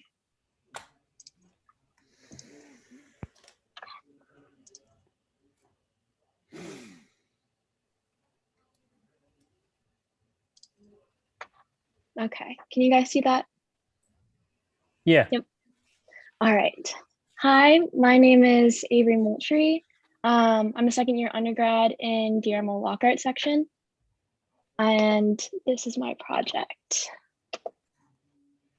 Sorry, give me 1 second. All right. So similar to a few of my peers, I've chosen to focus on designing a community for New Orleanian artists and makers. My main axon is comprised of 4 buildings that create both closed and open courts within the block. And before I jump into this, to describe my approach to this project, I will begin with the horizontal home, where each room or cluster of rooms appear as separate volumes dispersed between collective spaces. And this strategy will appear again in the aggregating process later in this presentation. And the vertical home shows collective spaces instead on the outside, especially in the axon in the center, with a series of staggered porches that provide sectional relationships between residents. Moving on with the sectional home, each floor plan encompasses a diamond platform that spirals upward, creating opportunities on the outside for gardens and terraces. And keeping in mind the special relationships between, sorry, my keyboard started working. The sectional home, and these are my porch project, and then my site observations. So keeping in mind the special relationships between private and collective spaces, visiting the site showed each house adorned with a covered porch to keep tenants dry from rain and cool from the sun. And the steps leading up to each house create a subtle threshold between public circulation and private residences. The components of this project, here's this existing site plan and the image from Google Earth of the existing site. So before jumping in, sorry, I'm a little bit sick today, so it's hard to keep focus right now. The components of this project include open green spaces, shared courtyards, open balconies, and collective spaces dispersed between the private residences as seen in the horizontal home. So before jumping in, I want to touch on the rich artistic culture in New Orleans from which this project draws on. There's a wide breadth of paintings and sculptures to be found, such as the ones shown here all over New Orleans, especially in galleries that consistently rotate exhibitions between local, national, and international artists' work that will be present later in the drawings. Here's my axon, and here's the proposed site plan following the same linear language as the surrounding buildings. Public spaces on the ground floor are organized along an axis, while private residences reside slightly above ground level, accessed by wide staircases, similar to the porches of the existing houses. The green axis seen on the previous slide was placed to connect the commercial street on Dryads to the school on Baronne, and side streets were placed to allow access to each court, and finally meandering paths are shown weaving through the open spaces. In the ground floor, those weaving paths snake around sculptures and water features on the north side and center of the site. The second floor showcases a series of collective spaces shown in the diagram to the bottom left that appear in different places on each floor shown by the axis diagram above it.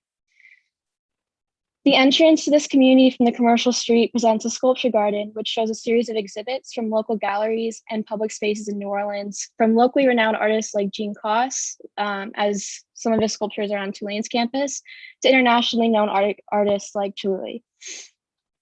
This section shows the inner courtyards with terracing platforms and the side hatching. You can see the collective spaces and the interior spaces are staggered on each floor.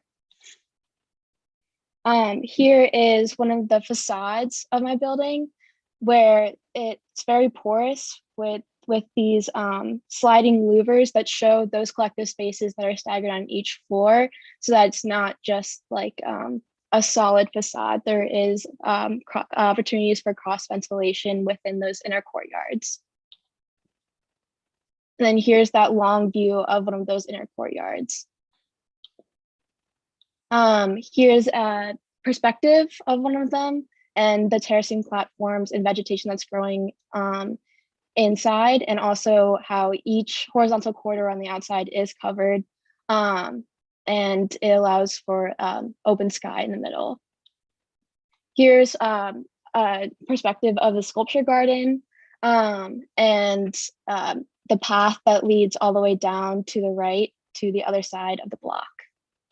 And then here is a perspective of one of those collective spaces with the sliding louvers and how that allows for light and planter boxes on the side there for people to socialize and sort of collect in the space. So my community has 63 units, which is comprised of 3 typologies. Unit A is a 1-bedroom and 1 bath. Unit B is 2 bedrooms, 2 baths, and Unit C is a 3-bedroom, 2 bath. So each unit is placed along a horizontal corridor that allows for opportunities for cross ventilation from the outside facade to the inner corridor. There are voids to provide a buffer between windows and people walking past these entrances to each home. Here's Unit B. Each unit is also has all of the wet areas placed along the inner horizontal corridor to allow for easier like plumbing and systems. And then Unit C is a special condition where it actually turns on the corner. So when you walk into the unit and you take a right, then you go up the stairs and it will turn. And there is a sectional portion in the 2nd floor, so you can look out into the balcony on the 1st floor and the living room on the 1st floor. And then there's my axon again, and that is it. Thank you. And we'll go over to the concept board now. I do have an animation. I can share it here. That shows how each floor or each units are staggered on each floor, and they're not directly above each other to allow for more porosity between the units.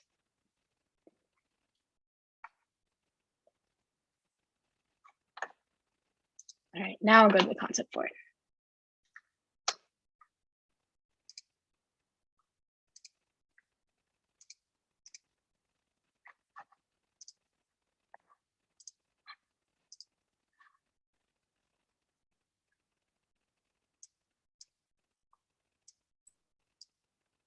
Thank you, Avery. Thank you.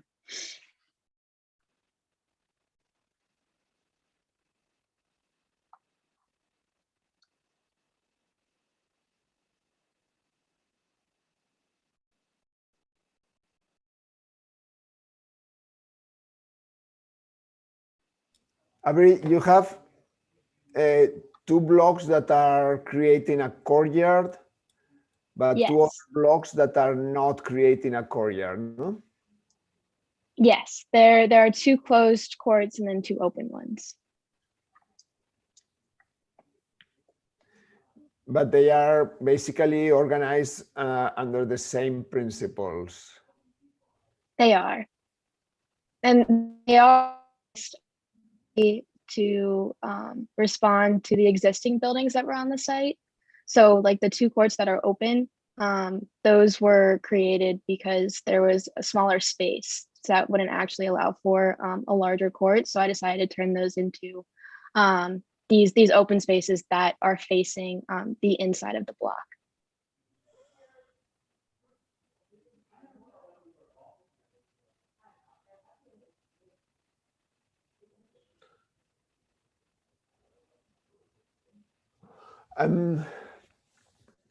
Can you, this is the ground floor. Can you go to the second floor? Yes. Because then another thing that you have done is to slide one unit on top of the other unit. Yes. And have you been able to solve the issues of vertical waters and things like that in this sliding, or not really? Can you repeat that? No, when you have bathrooms on top of bathrooms, all the water goes up and down. When you slide, have you still been able to keep these vertical connections or no? No, I did not think about that. It's a very good point. Okay, no, because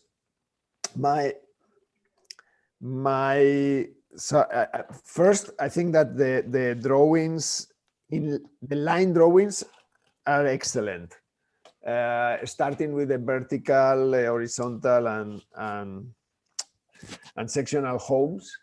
And I find really delightful how you have drawn the furniture in your units and how believable they are in terms of, again, dimensions, proportions, quality of life. And I think that's great. And I have to commend to everyone who I have seen this year, because other years, the interior spaces of the units were much less developed. So this year, everything I have seen makes sense, and all the all the bedrooms have great conditions, light, ventilations, etc. So that's really commendable. But I have some questions about how your system has ended with this kind of two very rigid blocks, and then two half blocks that are slightly strange. And probably there are two ways of looking at this, maybe. If to break or somehow to avoid this sense of massive element, if you were not slide the volumes, and I'm driving in writing in one side, if you were kept the volumes, you could have thought about the connections. Sorry.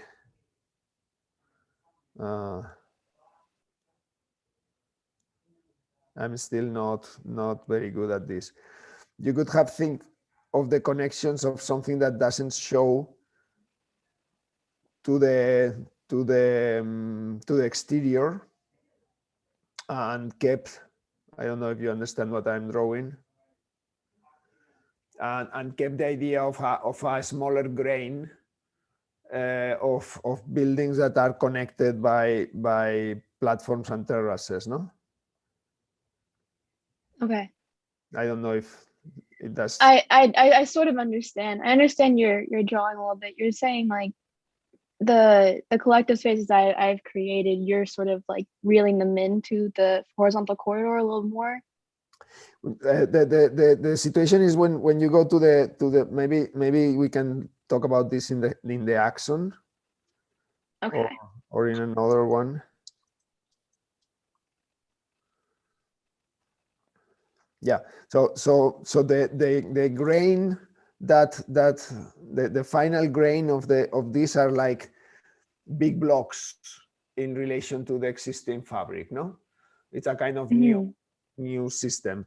And one of the possibilities of maybe keeping some of this grain would be that the units were more consistent somehow.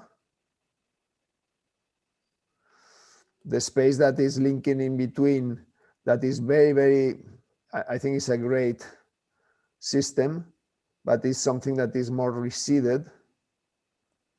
So it keeps like a kind of sense of grain of elements. That would be one way of addressing a little bit this big block perception, no? And the other is if you think that the important element is the idea of the units with the corridor, that you can aggregate in different ways, and in the half blocks they work well, in the entire works they work well. If the system could be more like a kind of a snake system,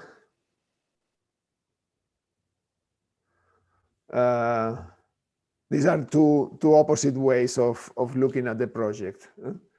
But thinking in what is the final unit in which you are working, if a more of a mega structure or more of a small elements that are connected somehow. And I think that the work that you have done is super successful in the units and in the quality of space. And I'm a little bit concerned about the aggregation and what the result of the aggregation is, if that makes sense. It does. I mean, you're talking about like, how are these blocks connected to each other? They're like closed off, like solid things that are sort of standing in the middle of the block, and they don't have like these relationships in between. Or there's also like the two open and two closed. I mean, are they communicating with each other? It seems like the two open ones are trying to reach across to the two closed ones, and it's not super successful. So I understand with the snake, especially. I know some of my friends did approach that sort of aggregation for their projects, and I've seen it become successful in theirs. So yeah, and sometimes the snake can be cut. No, it doesn't need to be completely continuous, but begins to establish a system of relations. No, I'm just like you are in kind of in the middle, in between the small grain of the city and the small grain of the unit, and a larger grain of a system that could allow you to do whatever you want. And you are like in an intermediate step in which you have arrived to these 2 blocks plus 2 half blocks that I'm not completely sure if that was exactly what your intention was. Okay. But again, the interior development of the units are really beautiful and well done, and excellent. There's a little bit of disconnection between the quality of the line drawings, and maybe you haven't had a lot of time to do the renders and the colors. Yeah. No? Yes. Sometimes if that happens, you can just escape somehow, or do a black and white, or something like that. But again, the line drawing, I think, is exquisite. Thank you. Thank you, Avery. Can you go down? I just drew on I think it's on the floor, ground floor. I had the pink and green. The second floor plan. A second floor plan, yes. And I'm just thinking also, similar to Dean Elday, I agree that the drawings are excellent. They're beautifully done, and I do agree also like the interior spaces also work. I also particularly appreciate like how you thought of the void in front of the windows. I mean, if maybe you can zoom in quickly into one of them. I really thought that was a great idea, because we're very sensitive in terms of how people might walk in front of windows, and how some people are very concerned about the privacy, especially if you have this large corridor outside. So I really appreciate that you thought of that. We're very sensitive about that. One thing also similar to Dean Elday's suggestions, and you can zoom out a little bit. The reason why I was drawing out this pink and lines, and I was really talking about the ground floor, but there's also an opportunity to connect the buildings, like what Dean Elday was showing. You drew the middle part, this connection between Dryads and Baronne, and can you explain again why you wanted to create that axis? That axis was, I wanted to connect like the two, I say like prominent features of the site, which is like the commercial street and the school. And that was a way, like a jumping off point of placing my public buildings around that. Instead of, doing an axis like the other way wouldn't really make any sense. I was just trying to figure out a way to connect something. So I think that's a great solution, because you're trying to bring the neighborhood also and connect the neighborhood, and instead of cutting it off, right? And I also appreciated like how you were talking about the sculpture gardens, here in this part here. Oops. And then in this area. So one thing then, it made me think about like how, because I thought also that then could there be a way where you're connecting, let's say, the inner courtyards of these two buildings on the right, on the eastern side, and somehow they're connecting to this axis, so there's a stronger relationship with that pathway, so that then the two buildings on the western side would also have something similar, maybe like a courtyard, to then also connect it, so that then the different buildings would then have a little bit more conversation also with that axis. Because you made a very good point about the axis, but then somehow you also turn back away from it. So I'm wondering like how do you actually make a conversation and connect back again with that axis? I'm curious, like what if that was the intent, or I think I only focus on the axis and like how I place my public buildings on the ground floor, and then as I went up, I sort of lost that conversation with it. It's sort of everything sort of like separated into whatever building that they were in, and there wasn't really like a horizontal corridor or raised street to connect those back or something.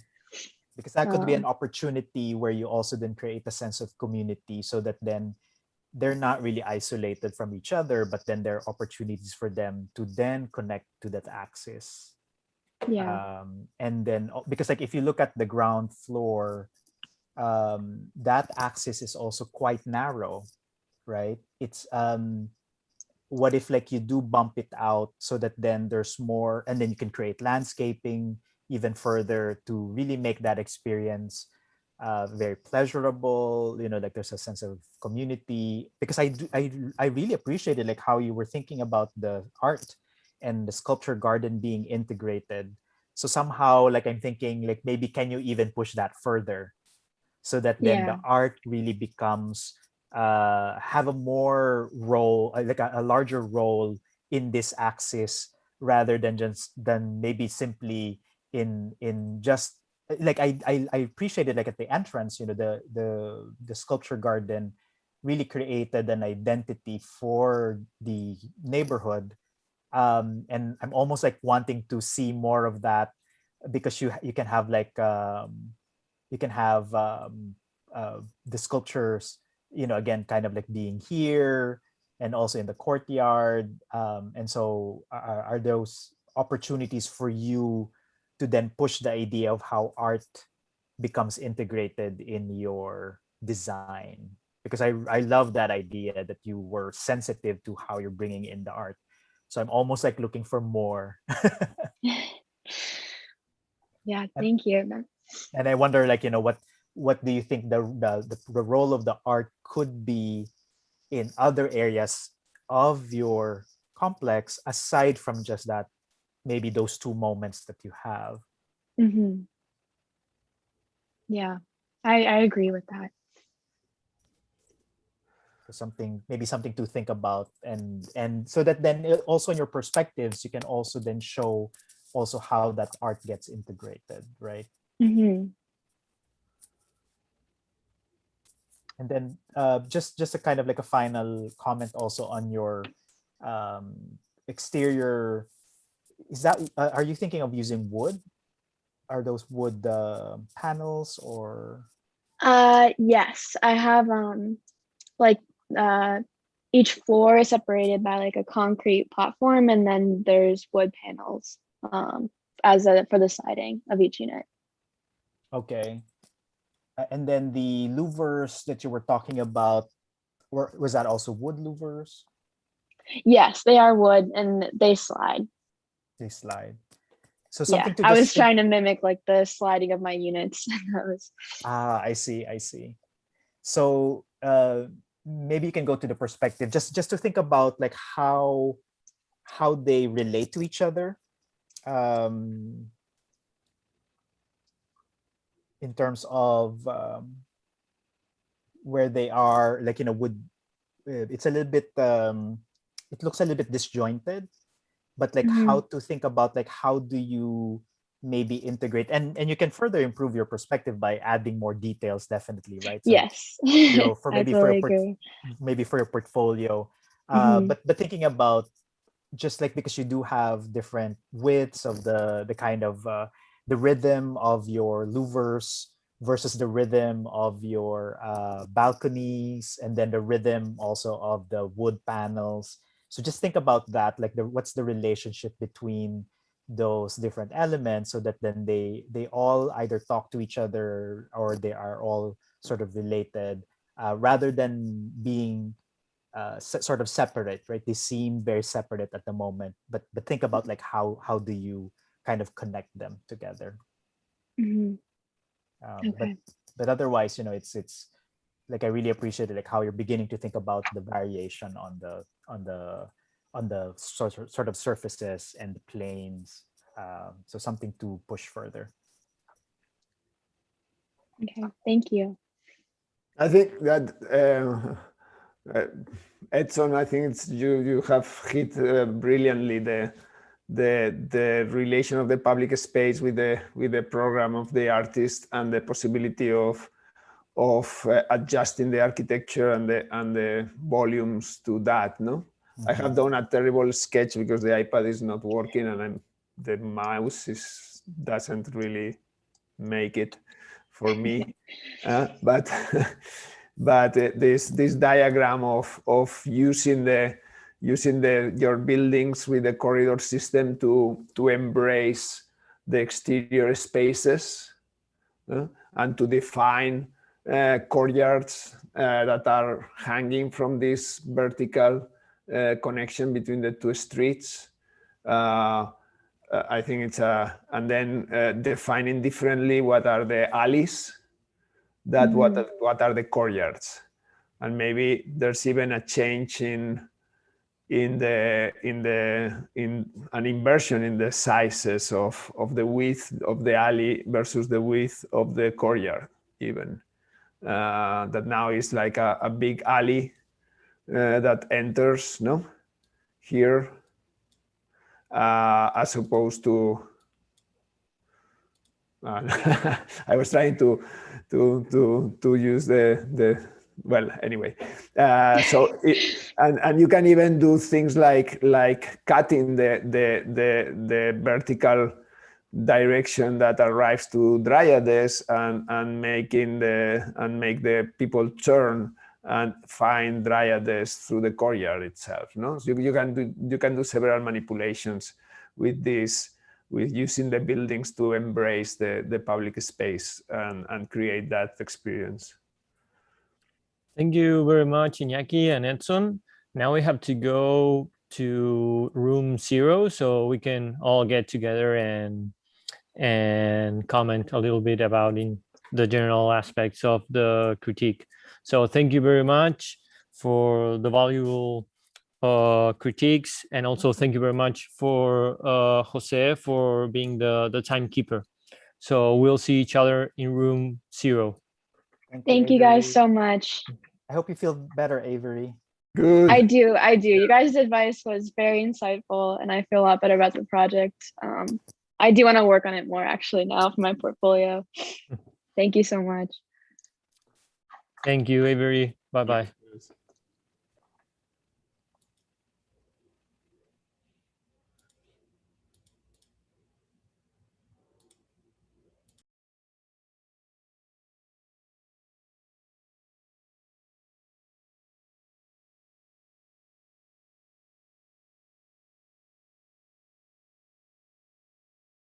Thank you very much, Jose, for being the timekeeper.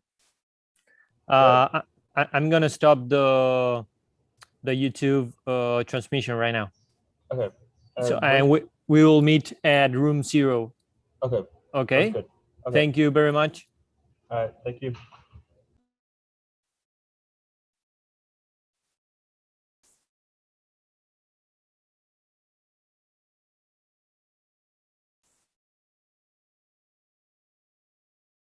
Well, I think you need to stop the YouTube transmission